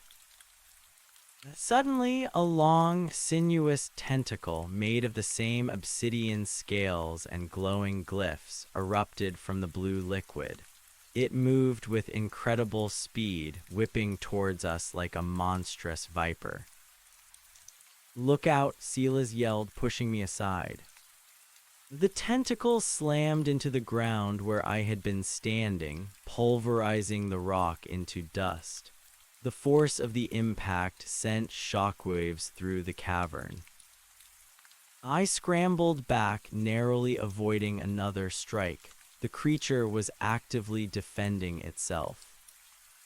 "It's heart, Ranger," Silas screamed, dodging another attack. "Aim for the heart." But how? The tentacle was lashing out, creating a barrier of pure, concentrated power. I looked at the obsidian shard in my hand. It was glowing even brighter now, vibrating with an immense, pent-up energy. It felt like it wanted to be used, to be released. "The undoing," I whispered, remembering Silas's words. "One to silence, one to close." I focused all my will, all my desperate intent into the shard. I pictured Mullen Falls, my family, the silent, beautiful mountains. I pictured them safe. I pictured the portal closing, the spire crumbling, the entities banished. I held the shard aloft, directing its light towards the creature's translucent heart. The blue light from the shard intensified, forming a focused beam, a coherent lance of pure energy that shot out from its tip. It struck the creature's heart. There was no explosion, no crash of sound, instead an impossible silence. The thunderous hum of the cavern died utterly and completely. The oppressive vibration ceased. The blue light radiating from the walls, from the creature itself, flickered, then dimmed, receding like a tide. The creature froze, its enormous tentacle, poised to strike, hung motionless in the air. The glowing glyphs on its scales faded, one by one, like dying embers. Its twin eyes dimmed, losing their swirling light, becoming dead, obsidian pools. A wave of profound, chilling cold swept through the cavern, replacing the oppressive warmth. The blue liquid in the pool began to freeze, a thin crust of ice spreading rapidly across its surface. The creature was still, utterly terribly still. And then, with a sound like grinding mountains, the crystalline formations that formed the base of the spire, those massive roots anchoring it to the creature, began to crack. Not just small fissures, but deep, resonating fractures that spiderwebbed across its surface. A low, mournful groan echoed through the cavern, a sound of immense suffering, of an ancient being recoiling. And the entire cavern began to shake. "It's dying," Silas cried, his voice filled with a mix of awe and terror. "Or going back to sleep, but the mountain, it's going to collapse." He was right. Massive chunks of rock began to shear off from the ceiling, crashing into the frozen pool below. The ground beneath our feet buckled, sending us sprawling. "We have to go," I yelled, scrambling to my feet. "Now." But where? The way we came was through unstable tunnels, now collapsing around us. The cavern was falling apart. Suddenly, a new fissure opened in the cavern wall, close to where we were standing. It wasn't a natural rock fall, but a deliberate fracture, revealing a dark, tight passage beyond. "This way," Silas pointed, his eyes wide. "An escape tunnel. Old miners built it in case of a major collapse." We dove into the newly revealed passage, scrambling desperately as the cavern roared behind us, collapsing in on itself. The sound was deafening, a world-ending cacophony of grinding rock and splintering crystal. Dust and debris filled the air, choking us. We crawled through the narrow passage, Silas leading the way, his knowledge of the mine a desperate lifeline. The passage was rough, unreinforced, clearly an emergency route. We could hear the mountain groaning, convulsing around us. Each step was a gamble, each breath a struggle. After what felt like an eternity, the passage began to slope upwards and the air grew colder, fresher. A faint light appeared ahead, not the blue light of the spire, but the pale, bruised light of dawn. We burst out of the ground, gasping for air, into a snow-covered ravine. We were on the opposite side of the mill site from where we had approached, hidden by a ridge.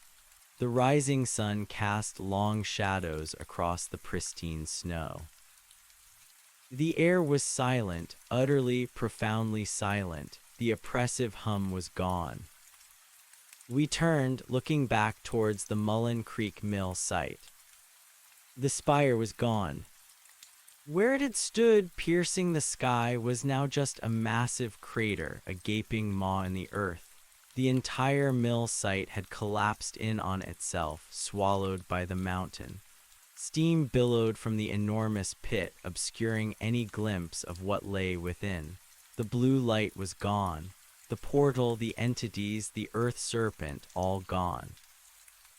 A wave of exhaustion, so profound it almost knocked me to my knees, washed over me. It was over. We had done it.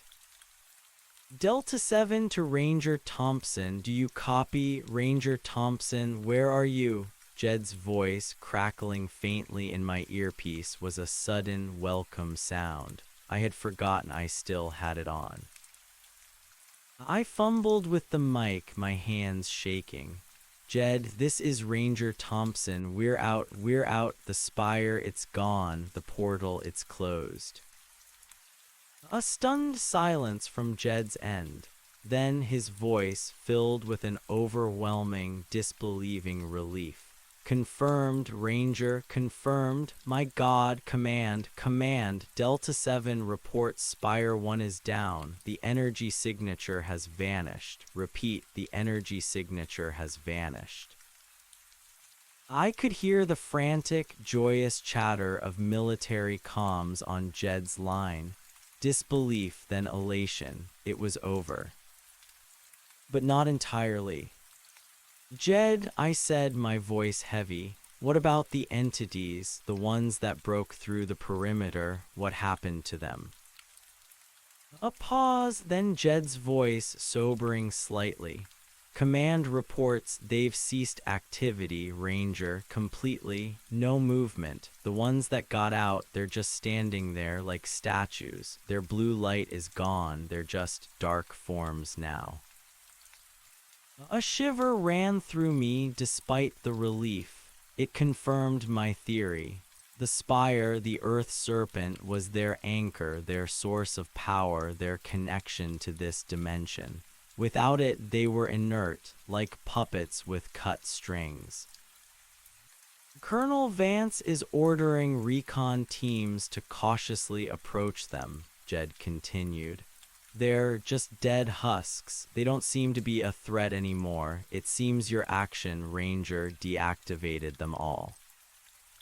I sagged, a wave of profound relief washing over me. We hadn't just stopped the portal. We had stopped the invasion. Silas, standing beside me, looked at the steaming crater, then at the obsidian shard in my hand. It was now completely dark, inert, just a cold, black stone once more. "The undoing," he murmured, his voice hoarse with awe. "You closed the veil, Ranger, just like the stories said." We stood there for a long time, watching the steam rise from the vast, empty crater where the mill site and the spire had once been. The sun climbed higher, warming our chilled bodies. The silence of the mountains was profound, broken only by the distant sounds of military helicopters, now approaching freely, no longer hindered by the EMP. "Delta 7 to Ranger Thompson," Jed's voice crackled again, more urgently now. "Command wants your exact coordinates. They're sending a rescue team, and Colonel Vance, he wants to speak to you personally. He says he owes you a great debt." I smiled a tired, relieved smile. "Tell him we'll be waiting, Jed. We're tired, and we could use a ride home." Silas chuckled softly, a rare sound.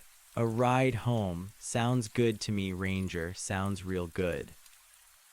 The first helicopter arrived within the hour, a heavy-lift Black Hawk, its rotors kicking up a flurry of snow.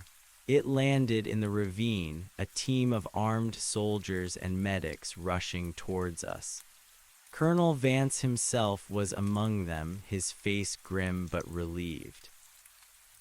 "Ranger Thompson, Mr. Jenkins," he exclaimed, gripping my hand firmly, then Silas's.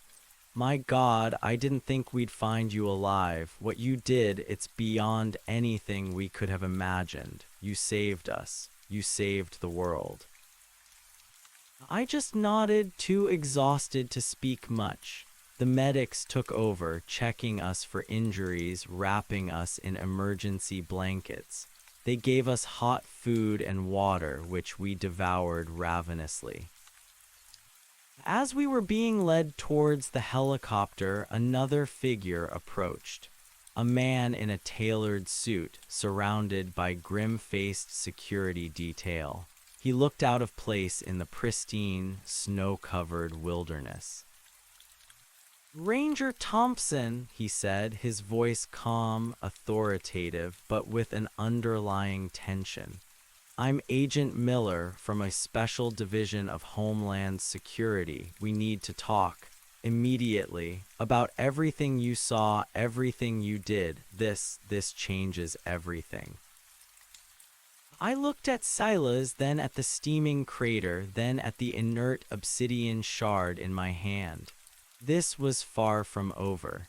The immediate threat was gone, but the repercussions, the implications of what we had witnessed would ripple through the world and our lives forever. The helicopter lifted off, carrying us away from the ruined valley towards a new, uncertain future. Below, the vast, pristine wilderness of the Cascades stretched out, beautiful and silent once more. But I knew deep down that its silence now held a new, profound secret. A secret that would change how humanity viewed its place in the cosmos forever. We were taken to a secure military facility, far from the mountains. It was a blur of debriefings, medical examinations, and psychological evaluations. Agent Miller and his team were relentless, poring over every detail of our story, cross-referencing it with the military's own observations and the now-recovered data from their drones. Silas and I were kept separate for our interviews, then brought together to compare notes. They wanted to ensure our stories were consistent, to find any discrepancies, but there was none. We had both witnessed the same impossible horror, faced the same impossible choice, and emerged with the same impossible truth. The military confirmed the total deactivation of the alien entities. The ones that had emerged from the portal were indeed inert, like hollow, obsidian-like husks. They were being carefully studied, contained, but they posed no further threat. The crater at the mill site was being secured, massive excavation teams being brought in to explore the site, but under strict, classified protocols. The obsidian shard, our unlikely weapon, was taken from me for analysis. Agent Miller assured me it was for scientific purposes, but the look in his eyes told me it was a priceless, terrifying artifact that they would never let out of. Out of their grasp again, he was polite, almost deferential, but his eyes held an unnerving intensity, scanning my face as if searching for hidden truths. "We understand this is a lot to process, Ranger Thompson," Agent Miller had said, his voice smooth as polished stone. He sat across from me in a sparsely furnished, sterile white room, a single table separating us. There were no windows, no clocks. Time lost all meaning in that place. But the information you possess is critical. You are, in essence, the only human being alive who has successfully interacted with this phenomenon and survived. More than survived, you stopped it. Silas was being debriefed separately, but I knew his story would align with mine. He had lived with these legends his whole life. To him, it was a terrifying confirmation, not an impossible anomaly. For me, it was a complete shattering of reality. The debriefings weren't just about recounting the events. They were about understanding me, my background, my motivations, my emotional state. They wanted to know why I was the one who could wield the shard, why Silas's words about pure intent and strong will seemed to hold true. I found myself revealing details of my life I hadn't thought about in years, my sense of responsibility for the forests, my quiet life as a ranger, the deep connection I felt to the natural world. It felt like an invasion, a dissection of my very soul. One afternoon, after a particularly grueling session, Jed appeared in my room. He looked tired, lines of strain etched around his eyes, but a genuine warmth filled them when he saw me. He was wearing a fresh uniform, but it was clear he hadn't had much rest. "Ranger," he said, a small, weary smile on his face. "They finally let me see you. You're a legend, you know that. They're calling you the Veil Siler." I managed a weak smile back, more like the very confused and exhausted. "How are you, Jed?" "I'm good, considering," he replied, pulling up a chair. "They've been grilling me too, but they seem to mostly want to know about the comms, the intel, the timing, not the magic parts." He paused, his gaze softening. "You okay? You look like you've seen a ghost." "More like a god, Jed," I corrected quietly. "A really angry, blue-glowing, world-ending god and its children." I shivered despite the room's constant temperature. "They're relentless, these agents. They want to know everything. They make me feel like I'm a specimen under a microscope." Jed nodded. "Yeah, that's Miller's crew. Top secret, black ops, call it what you will. They operate outside the normal chains of command. But they mean well in their own terrifying way. They're trying to understand how to prevent this from ever happening again." He leaned forward, his voice dropping to a near whisper. "They're calling it the Oak Haven incident. The scale of the cover-up is going to be immense. Nobody outside this facility, and a very select few at the top, will ever know what truly happened." The thought was chilling.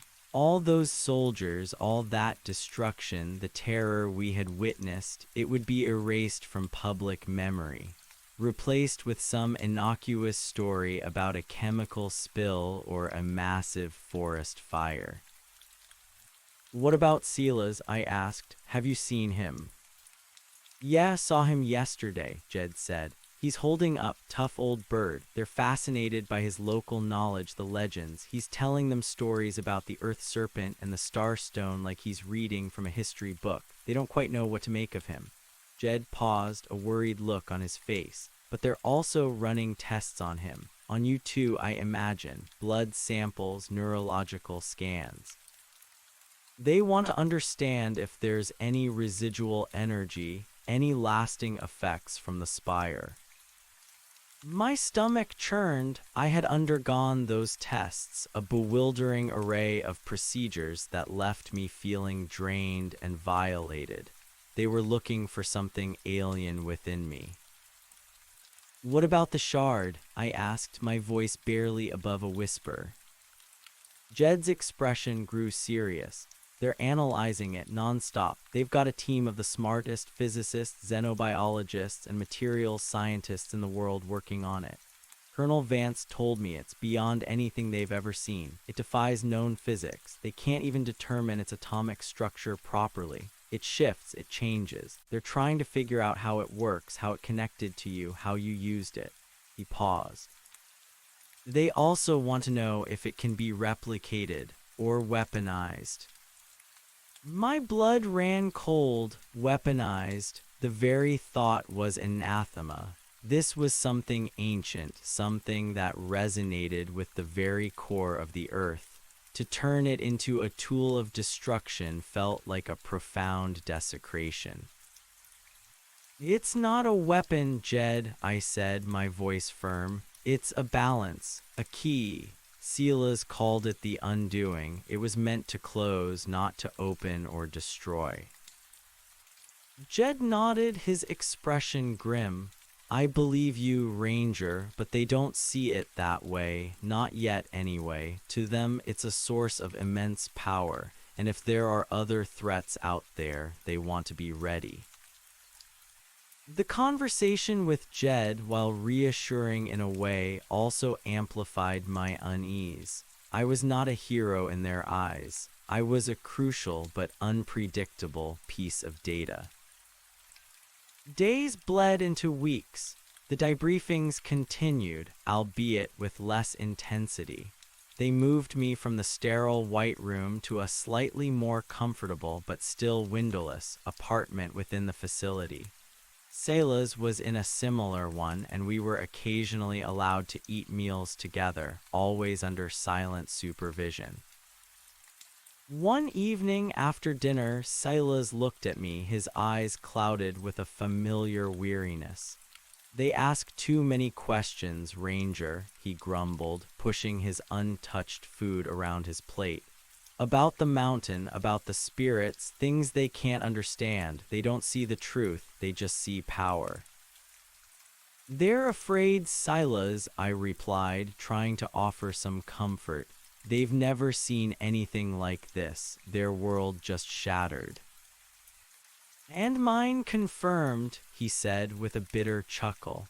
"I told them about the veil, about the serpent's hum. They listened, but they didn't hear. They think it's just old stories, metaphors. They don't believe in the spirit of the mountain, only the rock and the energy." He was right. They sought scientific explanations for everything, trying to fit the incomprehensible into their existing frameworks. But some things defied science. A few days later, Agent Miller called for me again. This time, the meeting was different. He was alone in the room, no notepads, no recording devices visible. He seemed more human somehow, less like an interrogator, more like a man burdened by immense responsibility.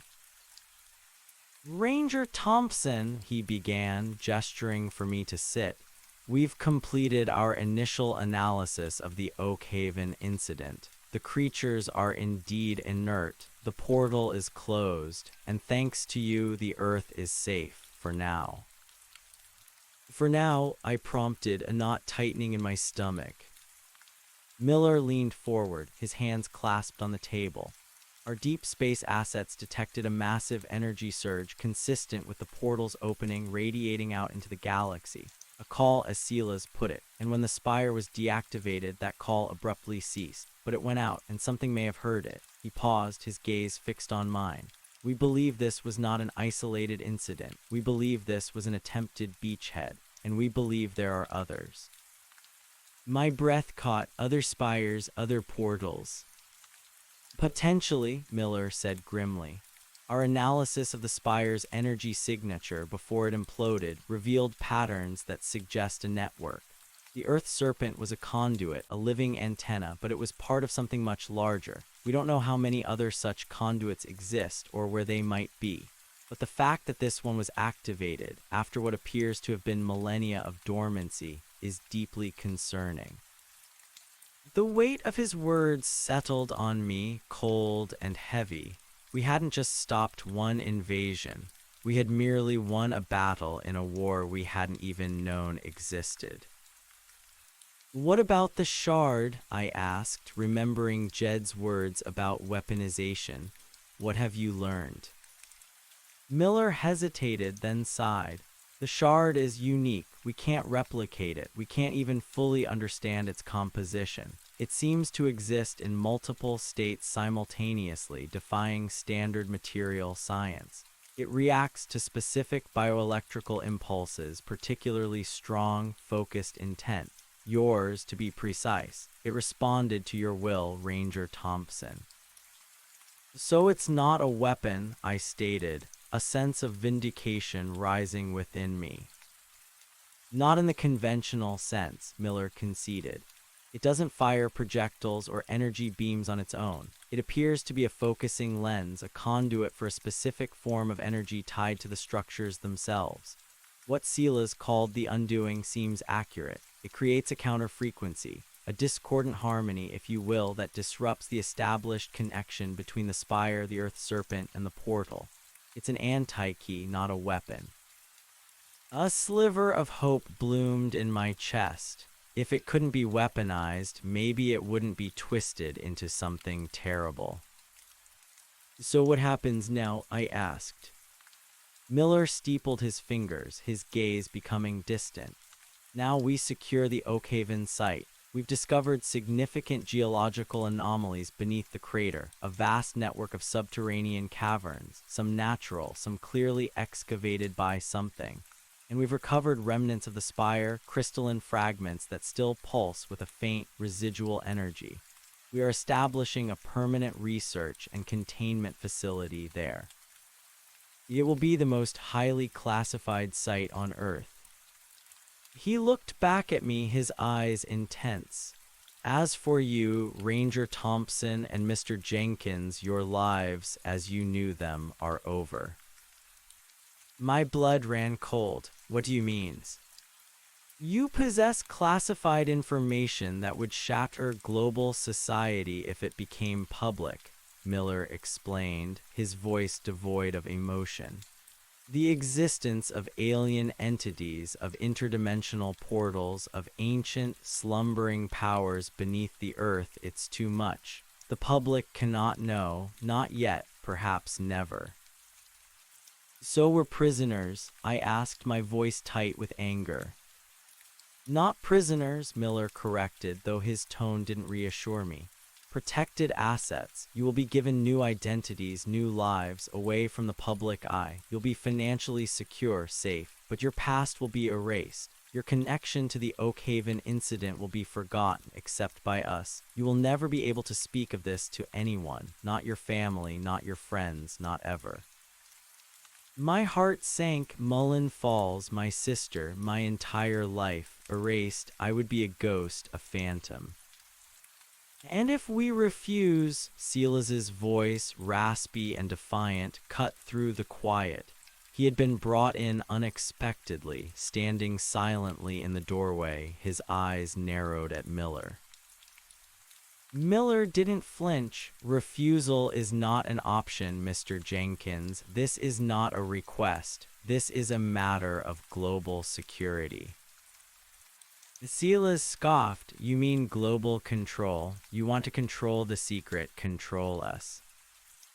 Call it what you will, Miller said, his tone hardening, but the alternative is containment, permanent, for the good of all.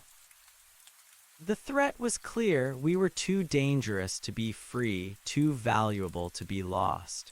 My rage flared, but a cold, logical part of my mind knew he was right. I knew what I had seen. I had witnessed the fragility of human civilization. If the world knew, panic would erupt. Society would crumble. "And the shard?" I asked, my voice calm despite the turmoil within me. "What happens to it?" Miller looked at me, a strange glint in his eye. "The shard, Ranger Thompson, is inextricably linked to you. Our tests showed it responded to your specific biofrequency, your mental intent. Without you, it's just a rock, a very peculiar rock, but inert. We can't activate it. We can't harness its power without your unique connection." My anger evaporated, replaced by a sudden, chilling realization. They didn't want to imprison me. They needed me. I wasn't an asset to protect. I was an asset to control. "So what you're saying," I said, my voice dangerously low, "is that you want me to be able to use it again. You want me to be ready, just in case another spire wakes up." Miller offered a faint, almost imperceptible nod. "Precisely. We don't know when or where the next Oakhaven incident might occur, but if it does, we need the Veil Sealer ready. You and Mr. Jenkins will undergo specialized training. You'll be part of a highly classified response team, the first line of defense against the next incursion." Silas let out a harsh laugh. "A park ranger and an old mountain man against gods from another world. This is your plan, government man." "It's the only plan we have, Mr. Jenkins," Miller stated, his gaze unyielding. "And you two are the only ones who have proven capable." My heart hammered in my chest. A new life. A life of secrets, of constant vigilance, of fighting unseen wars. My quiet existence in the mountains was truly gone. But what choice did I have? The alternative was worse, and the thought of leaving the world defenseless, it was unbearable. My sense of responsibility, the same trait they had so meticulously probed, now trapped me. "What about Jed?" I asked. Miller's expression softened slightly, a rare glimpse of humanity. "Jedediah Jenkins will be given a significant promotion, a new posting. He's already been debriefed and cleared. He won't be part of this directly, but he's already invaluable to our intelligence gathering. He'll never know the full extent of what you'll be doing, but he'll be taken care of. And he'll continue to believe you both went into witness protection for your own safety." It was a small mercy. Jed deserved a normal life, a normal career, far away from the cosmic horrors we now faced. "All right, Agent Miller," I said, my voice firm, a new resolve hardening in my eyes. "We'll do it, but on one condition." Miller raised an eyebrow. "Oh.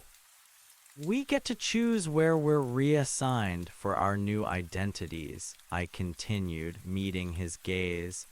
"And it has to be somewhere with mountains, somewhere we can still feel the earth. We need to be close to it to feel for the hum." Silas nodded, a grim satisfaction on his face. He understood. Our connection to the land was not just a preference, it was part of our strength. If we were to fight this new, hidden war, we needed to be grounded.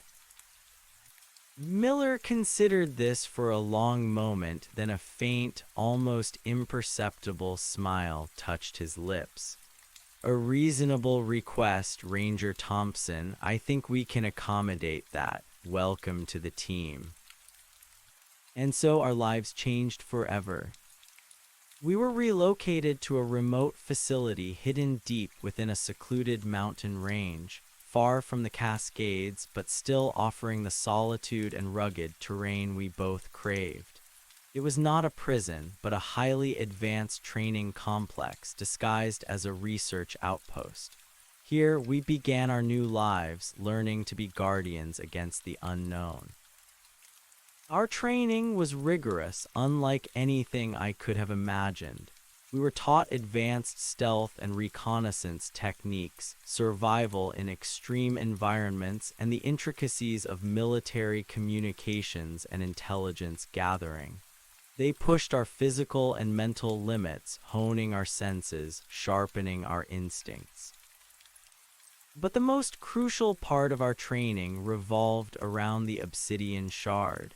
It was returned to me, stored in a specialized, lead-lined case, its presence a constant, chilling reminder of the power it held. Under the guidance of a team of brilliant, if bewildered, scientists, I began to understand its true nature. They performed countless experiments, carefully measuring my bioelectrical responses, my brainwave patterns, even my emotional state when I interacted with it. What they discovered was profound. The shard wasn't just a stone. It was a conduit for a specific form of psychic or psionic energy, an energy that was inherently tied to the planet itself. Silas's legends of the Earth's spirit and the mountain's song were not metaphors, they were literal. Your connection, Ranger Thompson, one of the lead scientists, a brilliant but socially awkward woman named Dr. Eris Thorne, explained to me one day in the observation room. It's unprecedented. You don't just use the shard, you resonate with it. It amplifies your natural affinity for Earth's subtle energies. It allows you to tap into the very geopsonic field of the planet. She showed me complex schematics and holographic projections, illustrating how the Earth generated a vast, interconnected web of energy, a network of ley lines and geothermal currents. The spires, it seemed, were designed to exploit these natural energy points, using them as anchors for their dimensional rifts. The Earth Serpent was merely a localized, organic manifestation of this process, feeding on the planet's energy to power the portal. The obsidian shard, they theorized, was a piece of this ancient technology, perhaps even a fragment of a previous Veilsealer's tool. It was attuned to these natural planetary energies, but it possessed a unique property. It could generate a counterfrequency, a dissonant hum that disrupted the spire's resonant frequency, effectively severing its connection to the planetary energy grid and by extension to the other dimension. My training with the shard was as much spiritual as it was scientific. They taught me to meditate, to clear my mind, to focus my intent with absolute clarity and precision. They used advanced biofeedback systems to help me visualize and control the flow of energy within me, to merge my consciousness with the shard's latent power. It was like learning to play an instrument that resonated with the very heartbeat of the planet. Silas, surprisingly, found himself thriving in this new environment. The scientists were fascinated